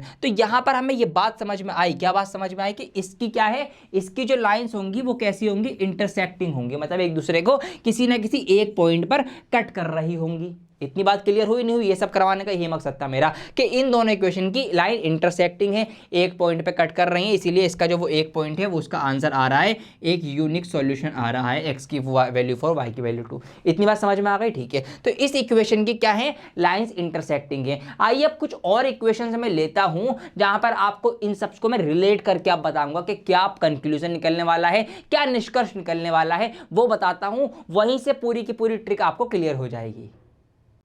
तो अगर आपने बस ये टेबल समझ ली जो मैंने आपके पीछे बनाई है, ये समझ लो पूरे चैप्टर का निचोड़ है, पूरा चैप्टर आपका क्लियर हो जाएगा इस टेबल से। आइए समझाता हूं। तो यहाँ पर जो पहली इक्वेशन मैंने लिखी है तो वही है हमारे एग्जांपल वाली, और इसका हमें पता है कि इसकी इंटरसेक्शन लाइन थी और ये आपस में काट रही थी, इसका एक सॉल्यूशन आ रहा था। आइए समझते हैं क्या क्या चीजें मैंने यहाँ पर बनाई है। देखिए सबसे पहले यहाँ पर मैंने कुछ पेयर ऑफ लाइन्स लिए, कुछ रेखा युग्म ली है। भैया ये दो इक्वेशन है, इनकी लाइन्स बनेंगी कुछ, ये दो इक्वेशन है, ये भी दो इक्वेशन है, इनकी कुछ ना कुछ लाइन्स बनेंगी। अब यहाँ पर क्या है, A1 A2 B1 B2 C1 C2, फिर इन रेशियो को हम कंपेयर करेंगे, ग्राफ पे क्या हो रहा है, अलजेब्रिक क्या होगा, ये सब चीजें जानते हैं। आइए यहीं से आपका पूरा चैप्टर का निचोड़ क्लियर है। आइए अगर मैं इस इक्वेशन की बात करूं, इसके अब A1 A2 को हम ऐसे लिखें, A1 अपॉन A2 लिखें तो A क्या होता है, x के साथ वाला है ना, AX एक साथ लिखा होता है स्टैंडर्ड फॉर्म में, तो x के साथ वाला यहाँ पर कुछ भी नहीं है तो 1 माना जाएगा, यहाँ पर 3 है तो यह आपका आ जाएगा 1/3, ये मैंने लिख दिया। ऐसे ही B1 और B2 को कंपेयर करिए जो y के साथ होते हैं बेसिकली, तो y के साथ यहाँ पर -2 है, ये मैंने ऊपर -2 लिख दिया, और नीचे वाले क्वेश्चन में 4 है, ये मैंने यहाँ पर 4 लिख दिया। इस तरीके से ये आ गया। ऐसे ही C1 C2 क्या होगा, जो आपके अलग से कांस्टेंट नंबर होते हैं, जो कि यहाँ पर क्या है 0 है और 20 है। अब यहाँ पर अगली स्टेप में क्या करना है, हमको कंपेयर करना है, इन अनुपातों को हमें क्या करना है, कंपेयर करना है, इनकी तुलना करनी है। अब यहाँ पर देखूँ मैं, अगर सोचूं कुछ भी यहाँ पर इक्वल तो नहीं है, अगर मैं A1 A2 और B1 B2 को देखूं तो ये बराबर तो नहीं आ रहा है, मतलब A1 अपॉन A2 जो है वो not equal to B1 upon B2, ये जो है B1 अपॉन B2 के बराबर नहीं है। ठीक है जी, ये हमने कंपैरिजन कर लिया कि A1 A2 B1 B2 के बराबर नहीं है, ये हमने कंपेयर कर लिया। अच्छा इसकी ग्राफिकल रिप्रेजेंटेशन की बात करें हम, तो मैंने आपको बता दिया कि इसकी क्या होगी, इंटरसेक्टिंग लाइन होगी, लाइन जो है आपस में कट रही होंगी, तो ग्राफ के ऊपर ये कैसा प्रतीत होगा, कैसा दिखाई देगा, इसकी जो लाइंस होंगी इन दोनों इक्वेशंस की वो इंटरसेक्टिंग लाइंस होंगी। ठीक है, ये हमको पता है। अच्छा इंटरसेक्टिंग लाइन होंगी तो इसका एल्जेब्रिक रिप्रेजेंटेशन क्या होगा, एल्जेब्रा में इसका आंसर आया था, ठीक है 4 और 2 इसके आंसर आए थे, तो इसका क्या होगा 1 एन यूनिक सॉल्यूशन, तो इसका 1 यूनिक सॉल्यूशन था, मतलब x की भी एक वैल्यू निकल के आई थी और y की भी एक वैल्यू निकल के आई थी, उसके अलावा कुछ और वैल्यू नहीं आई थी। ये तो इस इक्वेशन की सारी बात रही, ठीक है, जो हमें कहीं ना कहीं पता है। अब बाकी इक्वेशन को भी आप ऑब्जर्व करो, यहाँ से खेल शुरू होगा आपके लिए नया। देखिए सोचिए अब वही A1 अपॉन A2 मतलब x के साथ वाले 2/4, तो ये है आपका 2/4 2/4, फिर यहाँ पर B1 अपॉन B2 है आपका 3/6, और यहाँ पर C1 अपॉन C2 है -9/-18, ये आ गए तीनों। अच्छा अगर कट सकता है कुछ तो काट भी दो। अब यहाँ पर अगर मैं इसको कंपेयर करूँ काटूँ तो ये आपका 1/2 हो जाएगा, ठीक है, 2 कम से 2 दूनी 4, इसको मैं काटूँ तो ये भी 1/2 हो जाएगा, 3 कम 3 3 दूनी 6, इसको मैं काटूँ तो ये भी आपका 1/2 हो जाएगा, 9 कम 9 दूनी 18, माइनस से माइनस कैंसिल हो जाएगा, तो यहाँ पे 1/2 1/2 1/2। इसका मतलब अगर मैं कंपेयर करूं, रेशो को कंपेयर करूं तो क्या होगा, तो मैंने ये पाया कि भैया जी A1 अपॉन A2 बराबर है B1 अपॉन B2 के, और ये भी बराबर है C1 अपॉन C2 के, मतलब A1 upon A2 B1 upon B2 C1 upon C2 बराबर आए हैं। तो जब भी ये बराबर आएंगे तो इनका ग्राफिकल रिप्रेजेंटेशन पता कैसा होगा, कोइंसिडेंट लाइन होंगी। जी हाँ, कौन सी लाइन होंगी, कोइंसिडेंट, मतलब जो एक के ऊपर एक चल रही होंगी, कोइंसिडेंट लाइंस होंगी। मतलब यहाँ पर क्या है कि एक लाइन जो बनेगी उसी के ऊपर दूसरी लाइन भी बनेगी, क्योंकि इनका रेशो बराबर है, A1 upon B2 B1 upon B2 C1 C2 बराबर है, इसीलिए इसकी ये पहचान है। अब जब एक के ऊपर एक लाइन चढ़ी होगी तो मैंने आपको क्या बताया था, कितने सॉल्यूशन होंगे, इनफाइनाइटली मैनी सॉल्यूशन, क्योंकि हर एक पॉइंट पर जहाँ जहाँ पर लाइन टच हो रही है एक सॉल्यूशन हमको मिलेगा। तो इसका अगर हम एल्जेब्रिकली बात करें तो क्या होगा भैया जी, इनफाइनाइटली मैनी सॉल्यूशन, इसके अनंत हल जो हैं वो हमें देखने को मिलेंगे बिकॉज ऑफ दिस रेशो। ठीक है, तीसरी इक्वेशन देखो, A1 अपॉन A2 की बात करूँ तो 1/2, B1 अपॉन B2 की बात करूँ तो 2/4, और C1 अपॉन C2 की बात करूँ तो -4/12। अब यहाँ पे कुछ देखते हैं, ये 1/2 है, ये भी कट के आपका 1/2 आ जाएगा, 2 कम से 2 दूनी 4, और ये कट के आपका कितना आएगा, दोनों माइनस के हैं तो ये आपका आएगा कितना 1/3। अब यहाँ पर कंपेयर करेंगे हम, तो कंपेरिजन करेंगे तो A1 अपॉन A2 तो बराबर है b1/b2 के। दोनों 1/2 1/2 है। यहाँ पे आप देख सकते हैं 1/2 1/2। a1/a2 और b1/b2 तो बराबर है, लेकिन b1/b2 और c1/c2 बराबर नहीं है। ये 1/2 है, ये 1/3 है। तो जब भी ऐसा केस बन जाए कि a1/a2 b1/b2 बराबर है, लेकिन b1/b2 और c1/c2 बराबर नहीं है, तो फिर क्या होगा? तो इसकी ग्राफिकल रिप्रेजेंटेशन, मतलब ये ग्राफ पर इसकी लाइंस बनेंगी, वो कैसी होंगी मेरे प्यारे बच्चों? वो होंगी आपकी पैरेलल लाइंस। कैसी लाइंस? पैरेलल लाइंस होंगी, मतलब एक दूसरे के पैरेलल चल रही होंगी, कभी भी नहीं कटेंगी। जब एक दूसरे को टच ही नहीं करेंगी, कटेंगी नहीं, तो फिर क्या होगा? कोई सॉल्यूशन नहीं आएगा, नो सॉल्यूशन। तो यहाँ पर आपका कोई भी हल नहीं आएगा, कोई हल नहीं। ये आपका इस तरीके से हो जाएगा। और ये पूरा का पूरा चैप्टर का निचोड़ है। ये टेबल आप वीडियो पोस्ट करके खुद से ड्रॉ कर लेना, इसको एज इट इज बना लेना, सब कुछ लिख लेना, बहुत काम आएगा। मैं साइड में हो जाता हूँ ताकि आप स्क्रीनशॉट भी ले सकते हो। इसका स्क्रीनशॉट ले लीजिए या फिर वीडियो पोस्ट करके आप लिख लीजिए। तो यहाँ से आप देख के बता सकते हैं। अब मान लीजिए आपको कोई भी क्वेश्चन दे दी जाए, आपको पता करना है कि इसके सॉल्यूशन होंगे या नहीं होंगे, तो आप क्या करेंगे? रेशियो कंपेयर करेंगे। अगर a1/a2 बराबर b1/b2 ना हो तो समझ जाना लाइंस कटेंगी, और लाइंस कटेंगी तो एक सॉल्यूशन भी आएगा।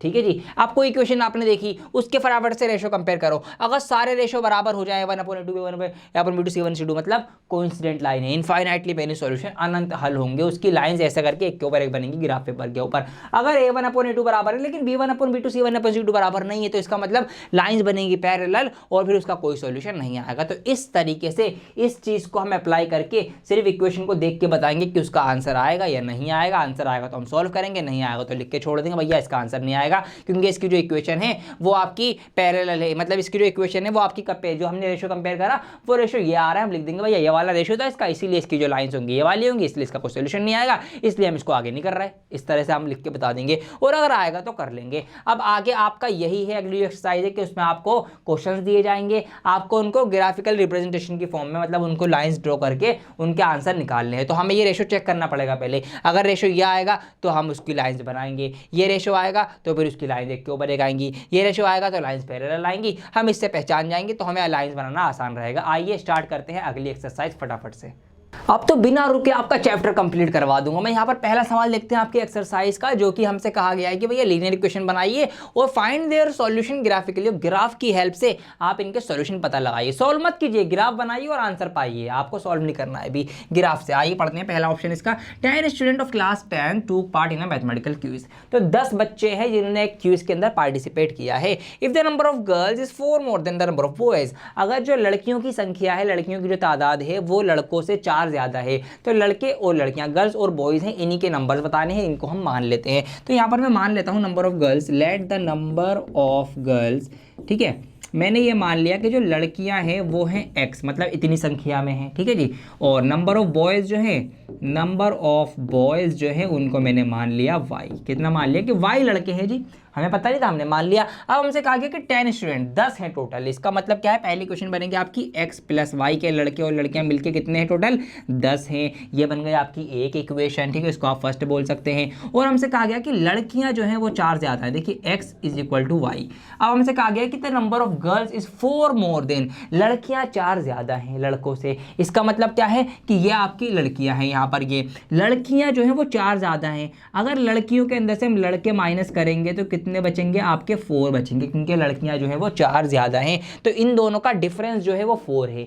एक इक्वेशन मैंने ऐसे बना ली कि लड़कियों और लड़कों का डिफरेंस जो है वो 4 है। लड़कियों की तादाद 4 ज्यादा, तो मैंने x पहले लिखा, लड़कियां पहले लिखी, और इनका डिफरेंस जो है वो 4 है। एक क्वेश्चन आपकी ये बन गई। अब फटाफट से x और y की दो वैल्यूज निकाल लो, फिर लाइंस बना के ग्राफ पे लिया और आंसर दिख जाएगा आपको आपका। आइए बना लेते हैं। तो यहाँ पर मैं क्या करता हूँ, अब यहाँ पर x और y के लिए हम इस इक्वेशन को सॉल्व करेंगे, थोड़ा सा पॉइंट्स निकालेंगे कुछ ग्राफ पे प्लॉट करने के लिए। आइए बनाते हैं। तो क्या क्या हो सकता है? देखिए, अगर मैं यहाँ पर y की जगह पर 5 रख दूँ तो प्लस का 5 हो जाएगा ये, फिर ये प्लस का 5 उधर जाके माइनस का 5 होगा। 10 में से 5 माइनस करेंगे तो कितने बचेंगे? 5 आपके बचेंगे। तो x की वैल्यू यहाँ से 5 निकल के आ जाएगी, मतलब y 5 रखने पर x 5 आएगा, 5 आएगा। एक वैल्यू निकल के आ गई। एक वैल्यू और निकाल लेते हैं। अब x की जगह पर अगर मैं 4 रख देता हूँ, ठीक है, यहाँ 4 रखूंगा, प्लस का 4 उधर जाके माइनस का 4 होगा, तो 10 में से 4 कम होंगे तो कितने बचेंगे आपके? 6 बचेंगे, 6 बचेंगे, तो x की वैल्यू 6 निकल के आ जाएगी। दो वैल्यू वैल्यूज निकाल ली, इनफ है। आइए इसकी भी निकाल लेते हैं, फिर हम इसको ग्राफ पे प्लॉट कर देंगे। तो फटाफट से इसकी भी वैल्यूज हम यहाँ पर इस तरीके से निकाल लेंगे। आइए चलते हैं, क्या कर सकते हैं यहाँ पे हम, देखिए अगर मैं यहाँ पर y की जगह पर क्या रखूँ, y की जगह पर अगर मैं रख दूँ 0, लेट सपोज 0 रख दिया, कोई दिक्कत नहीं है, ये वाला पार्ट 0 हो गया, तो x की वैल्यू कितनी निकल के आ जाएगी, 4 निकल के आ जाएगी। इस तरीके से ये आ गई आपकी। अब यहाँ पर अगर मैं y की जगह पर 1 रख दूंगा तो माइनस का 1 होगा, माइनस का 1 उधर जाके प्लस का 1 होगा, 4 और 1 जो है y बच जाएगा, तो x की वैल्यू यहाँ से 5 निकल के आ जाएगी। दैट्स इट, हो गए पॉइंट्स। फटाफट से आइए प्लॉट करते हैं इनको भी यहाँ पर। ये मैंने अब देख लो, पहले इसकी कर दो, x 5 रखने पर y 5 आया, तो x 0 से शुरू करेंगे बिल्कुल सेंटर से, x की तरफ 5 बार बढ़े, यहाँ पर x 5 रखने पे y 5 आया, तो यहाँ पर ये आ जाएगा आपका, तो ये पॉइंट आ जाएगा आपका x5 और y5। पहला पॉइंट इसका ये आ चुका है। दूसरा पॉइंट है x 6 रखने पे y4 आता है, तो x पे आप बढ़ जाओ 6 तक और y पे आप बढ़ जाओ 4 तक, तो कहीं ना कहीं आप यहाँ पहुँच जाएंगे। ये आ गया x 6 रखने पर y4। तो बहुत ही नियर बाय पॉइंट बने हैं। आइए इनको आपस में जोड़ देते हैं, मिला देते हैं। तो इस पॉइंट को और इस पॉइंट को हम आपस में इस तरीके से ज्वाइंट करा देंगे। ये मैंने ज्वाइंट करा दिया, लाइन थोड़ी ऊपर ले आता हूँ बीच में को, ताकि आपको दिख जाए। तो ये कहीं ना कहीं इस तरह से आ गई इसकी लाइन। एक तरफ इक्वेशन भी लिख देंगे, ठीक है, ताकि आपको पता रहे कौन सी इक्वेशन की लाइन है। तो ये है x + y = 10, इस इक्वेशन की लाइन। आइए आगे बढ़ते हैं, इसकी भी प्लॉट करेंगे। x 4 रखने पे y 0, मतलब x पे आप बढ़िए 4 तक और y पे कहीं मत जाइए, मतलब यहीं कहीं रहेंगे फिर आप, तो यह आ जाएगा आपका x 4 और y 0। अगला पॉइंट है x 5 रखने पर y आया 1, तो x 5 रखने पे y आया 1, तो इस जगह पर यह आएगा x 5 और y 1। अब इसकी भी लाइन यहाँ पर बनाएंगे हम, आइए बनाते हैं। तो इसकी लाइन आपकी कुछ इस तरीके से बन के जाएगी, कहीं ना कहीं ये आपकी लाइन आ गई है, ठीक है जी, ये आ गई आपकी लाइन। और यहाँ पर अब इसकी लाइन के कौन है भाई, इसका इक्वेशन लिख देंगे, x - 4 = 4, x - y = 4। अब देखिए इन दोनों लाइंस ने कहाँ इंटरसेक्ट किया है, वो पॉइंट पकड़िए आप, वो पॉइंट आपका है ये रहा, यहाँ पर इस पॉइंट पे दोनों लाइंस ने आपस में इंटरसेक्ट किया। तो यहाँ पर देख लो x और y के पॉइंट्स क्या हैं। तो अगर आप नज़र मारेंगे, नज़र दौड़ाएंगे, तो x है यहाँ पर 7, ठीक है, 6 और 8 के बीच में यहाँ पर 7, तो x है आपका 7 और y है आपका 2 के बाद 3, तो y आपका 3 है। तो यहाँ पर से आपकी y और x की वैल्यू निकल के आ गई। x आपका कितना है, x आपका 7 है और y आपका कितना है, 3 है। यही आपका आंसर है। नंबर ऑफ गर्ल्स, ठीक है, लड़कियों की संख्या कितनी है जी, 7 है, और नंबर ऑफ बॉयज़ जो हैं वो आपके कितने हैं, 3 हैं। ये आपका आंसर है। चेक भी कर सकते हैं अपना आंसर, कैसे, देखो यहाँ पे रख दो, 7 और 3 कितने होते हैं, 10, तो यहाँ पर पहली क्वेश्चन रेक्टिफाई हो गई। और 7 और 3 का डिफरेंस कितना है, 4, 7 में से नहीं 4 बचेंगे, तो इसका मतलब यस, हमारा जो आंसर है ये बिल्कुल सही आंसर है। तो बाय द ग्राफ हमने अपना आंसर सॉल्यूशन पता कर लिया है। ऐसे आपको इसको करना है। एक सवाल मैंने ये कर लिया, अगले सवाल भी ऐसा ही है, इक्वेशन बनाइए, पॉइंट्स निकालिए, ग्राफ पे डालिए, दोनों लाइन कहाँ कट रही हैं, वहाँ पे एक्स और वाई के जो पॉइंट होंगे वही आपका आंसर होगा, ठीक है। फटाफट से कर डालो, पर सोच कर रहे हो। अब देखिए अगले सवाल में उसी टेबल का यूज होना है जो मैंने आपको बताई है। अब यहाँ पर देखिए हमें कहा गया कि इनको कंपेयर करो, ठीक है, A1 A2 B1 B2 C1 C2 compare करो और फिर ये बताओ कि इंटरसेक्ट हो रही हैं, पैरेलल हैं या फिर कोइंसिडेंट है। तो सिंपल एज दैट पहचान मैंने आपको बताई दी कि अगर A1 A2 और B1 B2 मतलब A1/A2 और B1/B2 इक्वल नहीं है तो क्या होगा भैया, इंटरसेक्ट हो रहा है। तीनों इक्वल हैं तो आपके कोइंसाइड है, और अगर पहले इक्वल है बाद में इक्वल लेंगे तो आपका पैरेलल है। तो आइए फटाफट से इस चीज़ को देख लेते हैं। ऑप्शन नंबर फर्स्ट की अगर मैं A1/A2 निकालूं, ठीक है, A1/A2 B1/B2 और C1/C2 को मैं निकालूं तो क्या क्या आएगा, A1/A2 मतलब 5/7, ठीक है, B1/B2 क्या है, -4/6, और मैंने देखा यहाँ पर ये इक्वल नहीं है, मतलब A1/A2 is not equal to B1/B2। यहाँ पर मैंने ये चीज़ चेक कर ली। और जब भी ऐसा हो तो क्या होगा, तो देयरफॉर लाइंस आर इंटरसेक्टिंग, ठीक है, लाइंस आर इंटरसेक्टिंग, लाइंस जो होंगी वो आपस में एक दूसरे को प्रतिच्छेद कर देंगी, काट देंगी, और इसका एक यूनिक सॉल्यूशन निकल के आएगा, यही बताना है। तो the pair of linear equation intersect, तो हम लिख देंगे देयरफॉर, यही लाइन लिख देंगे हम, the pair of linear equation intersect at a point के, ये एक पॉइंट के ऊपर कट करेंगे, सिंपल एज दैट। ऐसे ही आप ऑप्शन नंबर सेकंड देख सकते हैं, तो लगे हाथों में करवा देता हूँ, वैसे मेरा मूड तो नहीं था करवाने का। अब यहाँ पर अगर आप देखेंगे A1/A2 B1/B2 और C1/C2, इनका रेशो निकालेंगे आप, तो यहाँ पर 9/18, ठीक है, 9/18, ये है आपका 3/6 और ये है आपका 12/24। काटेंगे, देखिए 9 कम 9 9 दूनी 18, 3 कम 3 3 दूनी 6, 12 कम 12 12 दूनी 24। अच्छा यहाँ पे मैंने 12 लिख दिया, तो 12 एकम 12, 12 दूनी 24। तो यहाँ पर आप देखेंगे क्या आ गया, A1/A2 बराबर आ गया B1/B2 बराबर आ गया C1/C2। जब तीनों बराबर है तो क्या होता है, यस कोइंसिडेंट होता है। तो हम लिख देंगे यहाँ पर पेयर ऑफ लीनियर इक्वेशन क्या होगा, आर कोइंसिडेंट। मतलब ये जो पेयर है ये कैसे है, कोइंसिडेंट है, एक के ऊपर एक है। तो देयरफॉर दे आर कोइंसिडेंट, ये आप इस तरीके से लिख देंगे, सिंपल एज दैट। 2 सवाल होगा, एक ऑप्शन और है, फटाफट से उसको आप ट्राई कर लेना, बल्कि देख के बता दोगे, लिखने की जरूरत नहीं है आपको, उसको देखो और फटाफट से मुझे बता दो अभी कमेंट करके कि वो क्या होगा।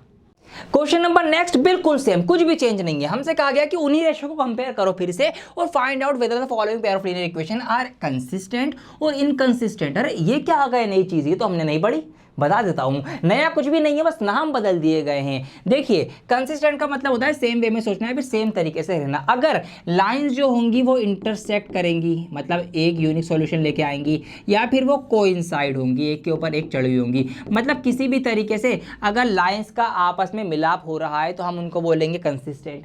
और अगर मिलाप नहीं हो रहा, जो कि एक ही कंडीशन में होता है, किसमें, पैरेलल में, तो अगर लाइंस आपस में पैरेलल हैं तो फिर वो क्या होंगी, इनकंसिस्टेंट होंगी। तो हमें रेशो सोचना है कि अगर रेशो पैरेलल वाला है तो इनकंसिस्टेंट, अगर इन दोनों में से कोई सा रेशो निकल के आएगा तो कंसिस्टेंट। इतनी सी बात आपको ध्यान रखनी है। तो यही चीज आप चाहे तो अपनी जो टेबल है ना ये इसमें ऐड कर लेना यहाँ पर, कि अगर इंटरसेक्टिंग लाइन होंगी तो आपका कंसिस्टेंट होगा, कोइंसिडेंट होंगी तो कंसिस्टेंट होगा, और पैरेलल होंगी तो इनकंसिस्टेंट होगा। तो यहाँ पर जो स्पेस है यहाँ पे छूटा हुआ, यहाँ पर लिख लो कंसिस्टेंट, कंसिस्टेंट और इनकंसिस्टेंट। ठीक है, आइए अब मैं सवाल की तरफ बढ़ता हूँ, सवाल आपको करवाता हूँ। इतनी सी बात थी बस इस सवाल को करने के लिए।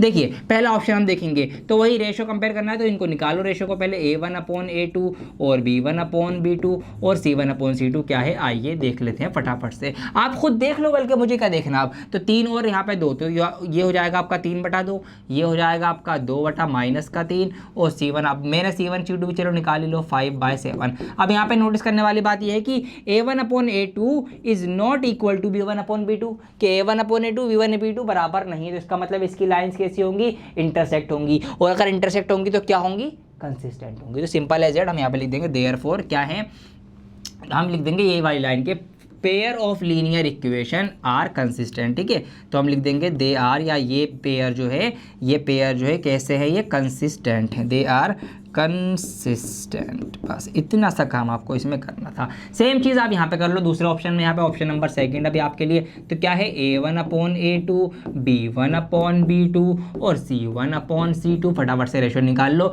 2 और 4, तो ये हो जाएगा आपका 2/4, 3 और 6, माइनस का 3 और माइनस का 6, और आपका हो जाएगा 8/9, 8/9। तो यहाँ पर देखेंगे आप 2 से कट जाएगा ये 1/2, ये भी कट जाएगा, 3 एकम 3, 3 दूनी 6, और ये नहीं कटेगा तो ये एज इट इज रहेगा। अब यहाँ पे हमने क्या देखा, हमने यहाँ पर देखा कि A1/A2 और B1/B2 तो बराबर हैं, बट B1/B2 और C1/C2 बराबर नहीं है।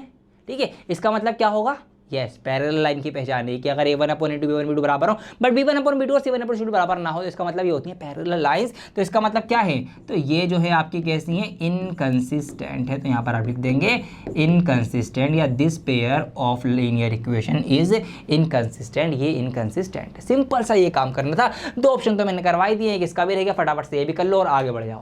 क्वेश्चन नंबर 4 यहाँ पर देखते हैं, जो कि पिछले सवाल से रिलेटेड है। Which of the following pair of linear equation are consistent या इनकंसिस्टेंट। हमें 4 ऑप्शन दिए गए हैं, हमें ये बताना है कि पहले ये बताइए कि ये कंसिस्टेंट है या इनकंसिस्टेंट है। इफ कंसिस्टेंट, अगर कंसिस्टेंट है मतलब इंटरसेक्ट कर रही है या फिर एक के ऊपर एक चढ़ी हुई है, तो भैया इसका ग्राफ बनाओ, सिंपल ऐसे ये करना है। आइए करते हैं। तो पहली बहुत छोटी छोटी इक्वेशन है, दूसरी भी छोटी छोटी है। मैं तीसरा सवाल करता हूँ आपके लिए, ध्यान से देखिएगा। तो यहाँ पर थर्ड ऑप्शन की इक्वेशन लिखता हूँ मैं। पहली इक्वेशन आपकी 2x + y, 2x + y minus का 6 से इसको मैंने प्लस का 6 लिख दिया उधर ले जाकर, ताकि हम x और y की वैल्यू निकालेंगे। अगली इक्वेशन है आपकी 4x - 2y, और इसी तरीके से इसका जो ये माइनस का 4 था, ये मैंने इधर ले जाकर प्लस का 4 लिख दिया है, ताकि हम यहाँ से अपनी x और y की वैल्यू जो है वो निकाल सके। तो आइए, अच्छा पहले ये भी तो चेक कर लो कि ये कंसिस्टेंट है या नहीं, ये भी तो वैल्यू निकालोगे। आइए देखते हैं। तो यहाँ पर अगर मैं A1/A2 और B1/B2 का रेशो निकालूँ तो क्या रेशो आएगा, निकल के देखिए। A1/A2 तो यहाँ पर 2 और 4, तो ये आपका आ जाएगा 2/4। B1/B2 यहाँ पर 1 है और यहाँ पर -2 है, तो 1/-2। अब यहाँ पर काटूंगा तो 1/2 आएगा, यहाँ पर काटूंगा तो ये तो -1/2 है। इसका मतलब ये बराबर तो नहीं है। इसका मतलब A1/A2 is not equal to B1/B2। वो जब ऐसा हो जाए तो क्या होगा, दे आर इंटरसेक्टिंग, ये काटेंगे एक दूसरे को। ठीक है, देयरफॉर दे आर इंटरसेक्टिंग। तो ये क्या है, ये इंटरसेक्टिंग है, एक दूसरे को काट रही हैं। इसका मतलब क्या है, कंसिस्टेंट है। ठीक है, कंसिस्टेंट। तो पहले तो हमें ये बताना है कि भैया कंसिस्टेंट है या नहीं है। तो हम लिख देंगे कि yes this pair of linear equation is consistent, कि ये वाला जो जोड़ा है, ये जो युग्म है रेखाओं का, ये कैसा है, कंसिस्टेंट है। ये हमने लिख दिया। अब निकालो वैल्यू। अब इनकी एक्स और वाई वाली जो बॉक्स बना के हम निकालते हैं वो आप निकाल सकते हैं। हरी झंडी मिल चुकी है आपको।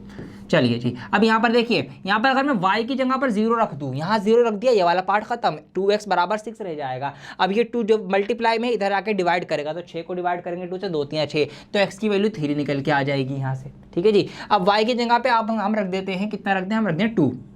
2 क्यों रखा मैंने, ये 2 इधर जाके माइनस का होगा, 6 में से 2 जाएंगे, आपका 4 बचेगा। उस 4 को इस 2 से डिवाइड करना पड़ेगा, क्योंकि ये 2 नीचे से डिवाइड में चला जाएगा, तो 2 आंसर आ जाएगा। इस तरीके से x की वैल्यू मिल जाएगी। ये आ गई इस वाले की बॉक्स। अब इसका बना लो, इधर नीचे को आ जाओ। तो यहाँ पर x और y की वैल्यू इसके लिए हम निकालेंगे दोबारा से। आइए निकाल लेते हैं फटाफट से।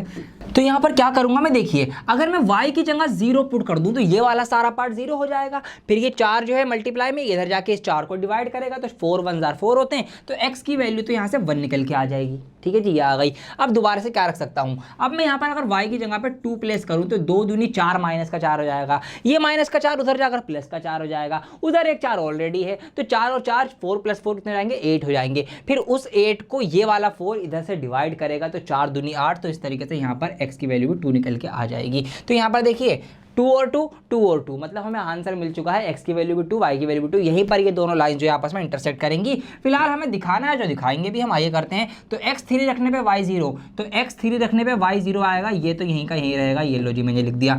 x2 रखने पर y2, तो x2 रखने पे y2 आएगा कहीं ना कहीं यहाँ, तो ये x2 और y2 का आ गया। आइए इसकी लाइन ड्रॉ कर देते हैं। ये मैंने यहाँ पर इसकी लाइन भी बना ली है। इसको ऊपर ले आता हूँ थोड़ा सा, ये आ गया पॉइंट के ऊपर पॉइंट। ठीक है, ये प्लेस हो गया। चलो ठीक है, थोड़ा सा इधर उधर रहेगा।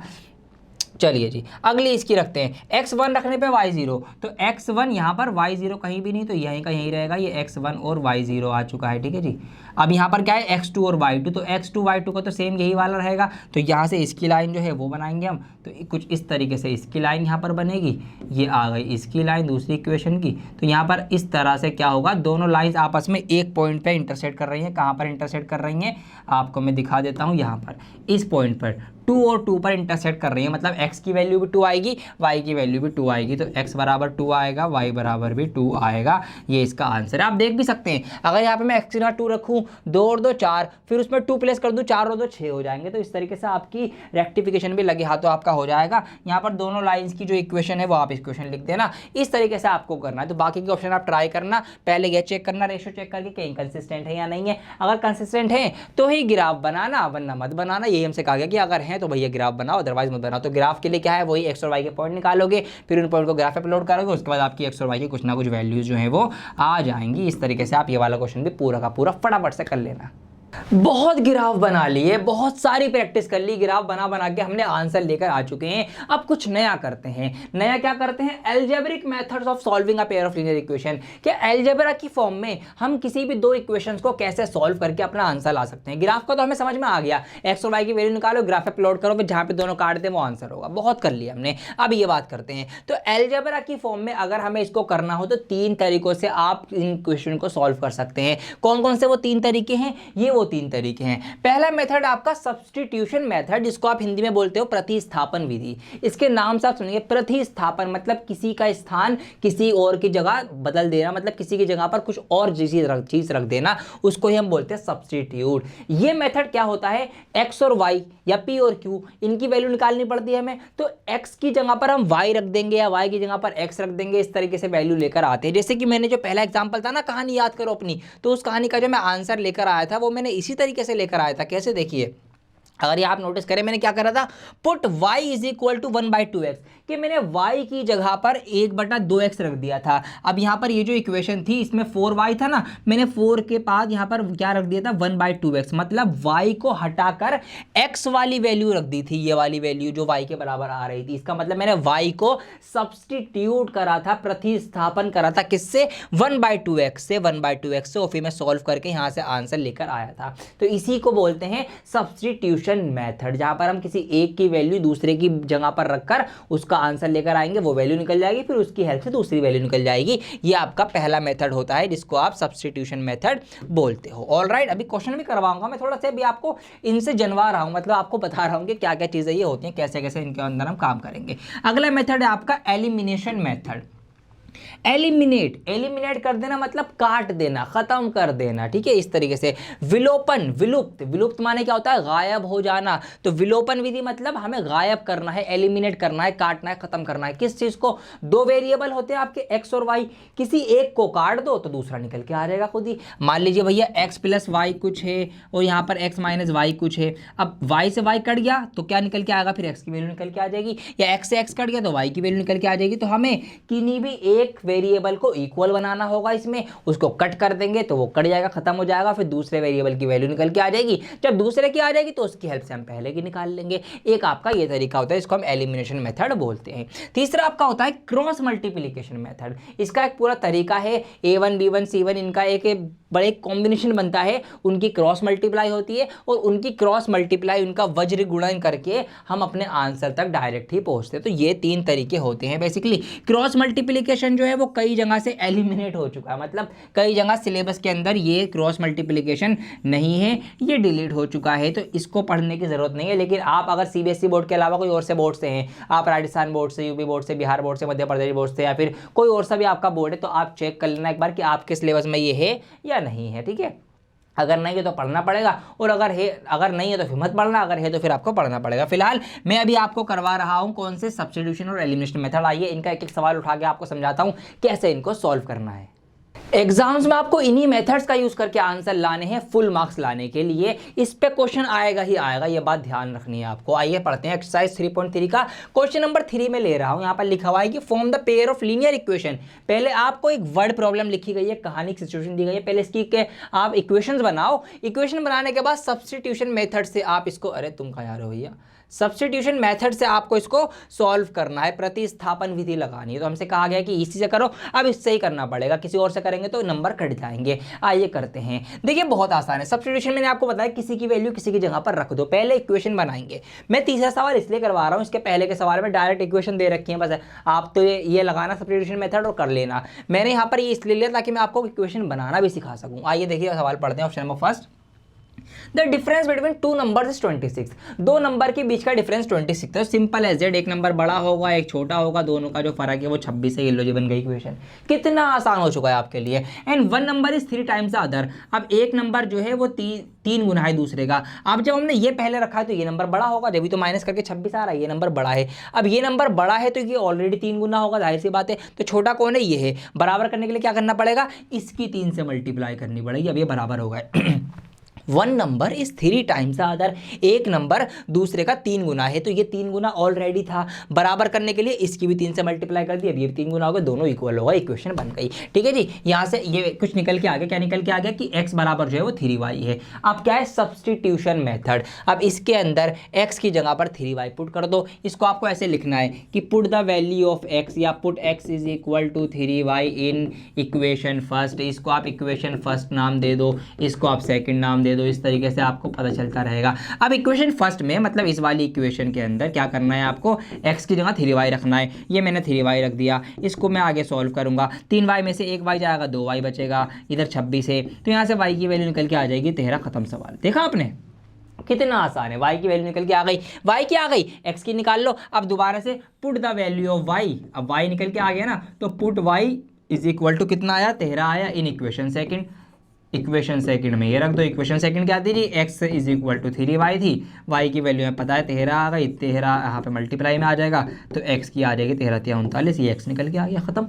ये था सब्स्टिट्यूशन। तो क्या करना है आपको, इक्वेशन जो दे रखी होंगी x या y की किसी एक की वैल्यू निकाल लो, फिर उस वैल्यू को आप किसी एक इक्वेशन में रख दो, वहाँ से आपका जो भी रखी है आपने वो आ जाएगी, फिर उसकी वैल्यू दूसरे में रख दो, दूसरी आ जाएगी। तो इस तरीके से x भी आ गया, y भी आ गया, दोनों की वैल्यू निकल के आ गई। देखो 3 गुना भी है, 13 × 39, और दोनों के बीच का फर्क भी 26 है। इसका मतलब हमारा जवाब भी सही है। ऐसे आप रेक्टिफाई भी कर सकते हैं। तरीका क्या है कि भैया x या y किसी भी एक की वैल्यू निकाल लो। ठीक है, आप इसमें y की वैल्यू भी निकाल सकते थे। आप क्या करते हैं, ये जो 3 है ना, ये नीचे इस तरह से आ जाता है डिवाइड में, फिर आप y is equal to x/3, मतलब इस y की जगह x/3 रख के भी सॉल्व कर सकते थे। जब भी आंसर आता जी हाँ, जब भी आंसर आता तो इस तरीके से आपको ऐसे भी कर सकते हैं, लेकिन डिवाइड में चले जाता तो आपको अपनी आसानी देखनी है कैसे आंसर आपका आ सकता है। भैया हमने x की जगह 3y रखा, सॉल्व करा, y की वैल्यू निकल के आ गई, फिर y से हमने x की निकाल ली। यही है आपका सब्स्टिट्यूशन मेथड। तो और सवाल जितने बन पड़े करो, मैं तो कह रहा हूँ प्रैक्टिस करो भर भर के, जितनी आप प्रैक्टिस करोगे उतने मजबूत और उतने पक्के आप होते जाओगे। ये था आपका सब्स्टिट्यूशन मेथड।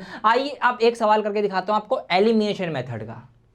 अब यहां तक अगर आप पहुंचे हो तो बहुत बधाई हो आपको, जाते जाते एलिमिनेशन मेथड भी सीखते हुए चले जाओ, क्योंकि एग्जाम में इसके भी बड़े बड़े सवाल आएंगे। तो यहां पर मैंने 3.4 का एलिमिनेशन मेथड में से एक सवाल ले रहा हूं, वर्ड प्रॉब्लम है, ध्यान से समझना, वर्ड प्रॉब्लम करना सीख जाओगे, इक्वेशन बनाना भी, सॉल्व करना भी। यहां पर सवाल है the sum of the digits of a 2 digit number is 9। एक 2 संख्याओं वाला, 2 अंकों वाला एक संख्या है जिसके अंदर 2 अंक होते हैं। एग्जाम्पल के लिए मैं आपको लेता हूं, लेट सपोज 36 मैंने ये संख्या ली, ये नंबर ले लिया मैंने। अब क्या है, 2 डिजिट जो है ना उनका सम जो है वो 9 है। जैसे कि यहाँ पर अगर मैं इन दोनों का सम करूंगा, योग करूंगा तो 9 आएगा। तो ऐसा ही कोई नंबर है। अब हमें नंबर नहीं पता क्या है, तो हमें उनके इन डिजिट्स को, इन अंकों को मानना पड़ेगा। ठीक है, आप एक को आप x मानो, एक को आप y मानो, इस तरीके से आपको ये मानना पड़ेंगे। तो हमने ये मान लिया कि भैया जी इकाई अंक पे जो नंबर है वो दहाई अंक पे नंबर है, क्या क्या होते हैं। अच्छा एक चीज़ और समझो, नंबर बनता कैसे है। देखिए ये नंबर है 15, ये कैसे बनाए, ये है आपका इकाई अंक, ठीक है, यूनिट डिजिट है ना, ये यूनिट डिजिट इकाई के अंक पर है, ये इकाई अंक है, तो इस तरीके से 5 एकम 5। ये आपका है टेंस डिजिट, दहाई का अंक, ठीक है, तो दहाई का है मतलब इसकी 10 से मल्टीप्लाई होगी, तो 10 एकम 10 होगा और ये 5 एकम 5 होगा। इस तरीके से आपका पूरा का पूरा ये 15 बनता है। तो बेसिकली यहाँ जो नंबर है इसकी मल्टीप्लाई 10 में होती है। तो इसका मतलब अगर हम इकाई अंक, ठीक है, जो आप यूनिट डिजिट माने, तो यूनिट डिजिट को मैं मान लेता हूँ लेट सपोज x, और जो आपका टेंस डिजिट है उसको मैं मान लेता हूँ y। ठीक है जी, उसको मैं क्या मान लेता हूँ, y मान लेता हूँ। तो जो नंबर है, नंबर क्या बनेगा, नंबर फिर आपका बनेगा इस तरीके से। देखिए जो यूनिट डिजिट है उसकी तो 1 से मल्टीप्लाई होगी, जो यूनिट डिजिट मतलब x से, x की तो 1 से मल्टीप्लाई होगी, और जो हमारा टेंस डिजिट है जो दहाई पर है उसकी हमारी y से, मतलब जो y हमारा उसकी हमारी 10 से मल्टीप्लाई होगी, तो 10y + x। तो इस तरीके से आपका नंबर बनेगा।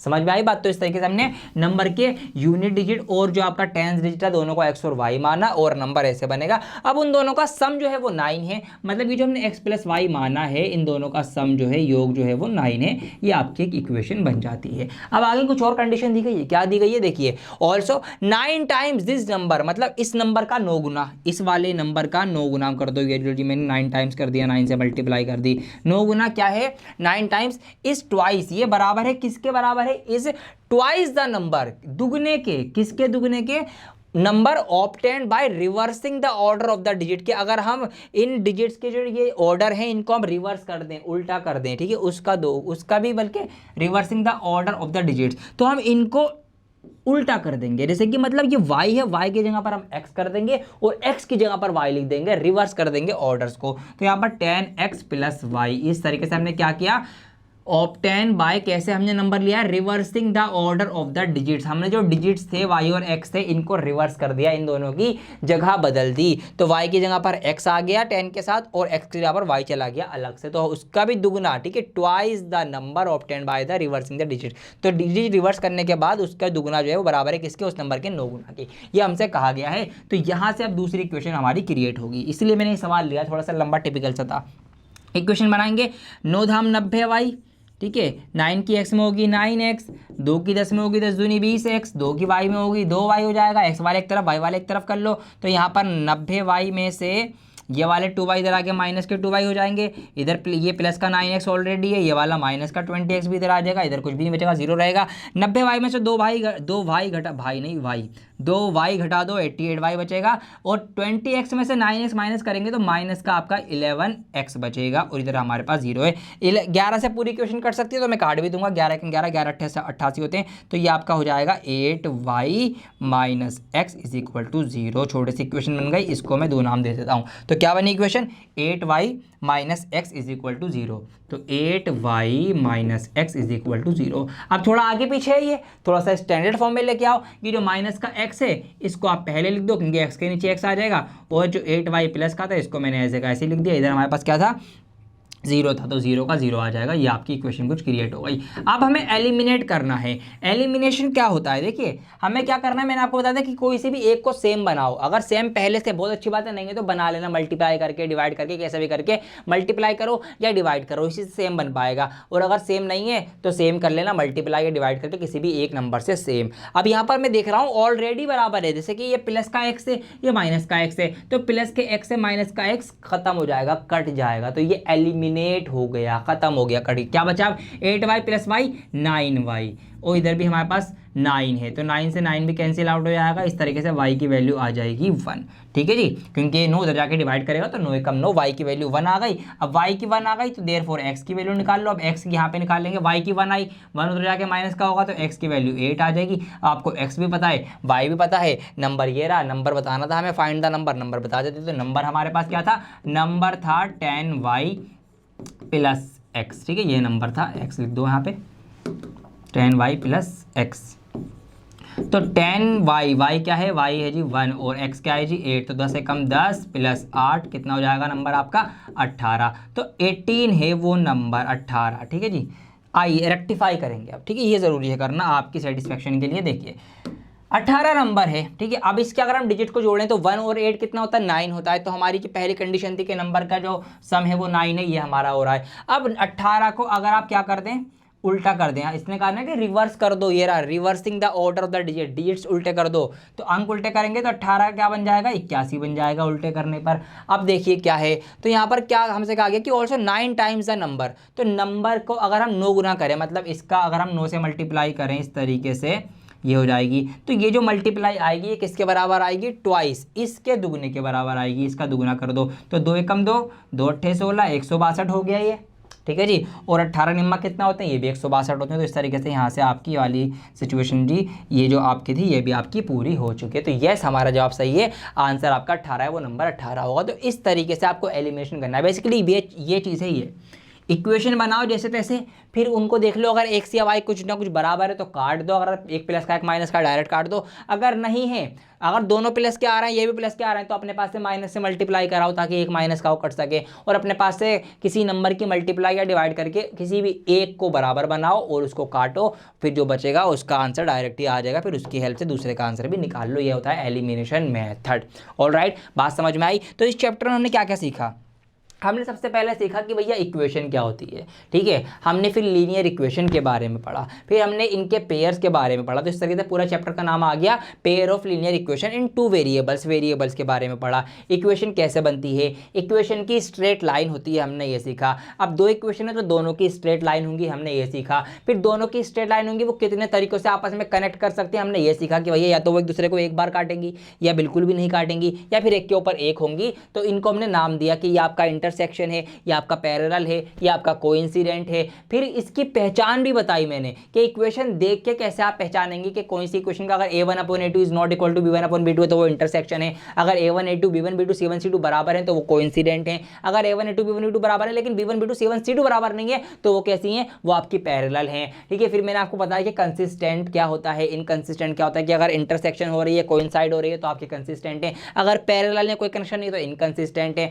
फिर उनको देखकर टेबल की हेल्प से कैसे पता लगाएंगे कि कौन सी लाइन क्या है, क्या चीज़ क्या नहीं होने वाली है, उनका रेशियो कंपेयर करना, वो सब मैंने आपको सिखाया। उसके बाद मैंने आपको ग्राफ पे उनको सॉल्व करना सिखाया कि कैसे उनके ग्राफ पेपर पे लाइन डालनी है, वो पॉइंट्स को देख के आंसर निकालने हैं ग्राफ पेपर के थ्रू। उसके बाद फिर मैंने आपको एल्जेब्रिक मेथड सिखाया कि एल्जेब्रा की फॉर्म में भी कैसे कैसे आंसर ला सकते हैं। इसके 3 तरीके थे, एलिमिनेशन मेथड था, सब्स्टिट्यूशन मेथड था, क्रॉस मल्टीप्लिकेशन मेथड था। तो क्रॉस वाला तो सिलेबस से आपका डिलीट हो चुका है, इसीलिए मैंने नहीं करवाया है। बाकी मैंने आपको सब्स्टिट्यूशन मेथड का एक सवाल करवाया कि कैसे सब्स्टिट्यूट करना है, एक वैल्यू को दूसरी की जगह रखकर आंसर लेके आना है, और मैंने आपको एलिमिनेशन मेथड सिखाया कि कैसे एलिमिनेट करना है किसी भी एक वेरिएबल को इक्वल करके। अब मल्टीप्लाई करके इक्वल कर लो, नहीं है तो डिवाइड करके इक्वल कर लो, अगर प्लस माइनस का डिफरेंस आ रहा है तो माइनस से मल्टीप्लाई करा दो या प्लस से मल्टीप्लाई करा दो, अगर ऑलरेडी सेम है तो डायरेक्ट ही काट के अपना एक आंसर लेके उसके हेल्प से दूसरा आंसर लेकर, ये आपका एलिमिनेशन मेथड था। इस तरीके से क्या पूरा चैप्टर हो गया आपका। ठीक है जी, उम्मीद करता हूँ आपको ये चैप्टर पसंद आया होगा, पढ़ाने का तरीका पसंद आया होगा। और चैप्टर चाहते हैं तो कमेंट करना बिल्कुल ना भूलें। एक बात मुझे भी बता दें, मैं आपकी हेल्प हो जाएगी,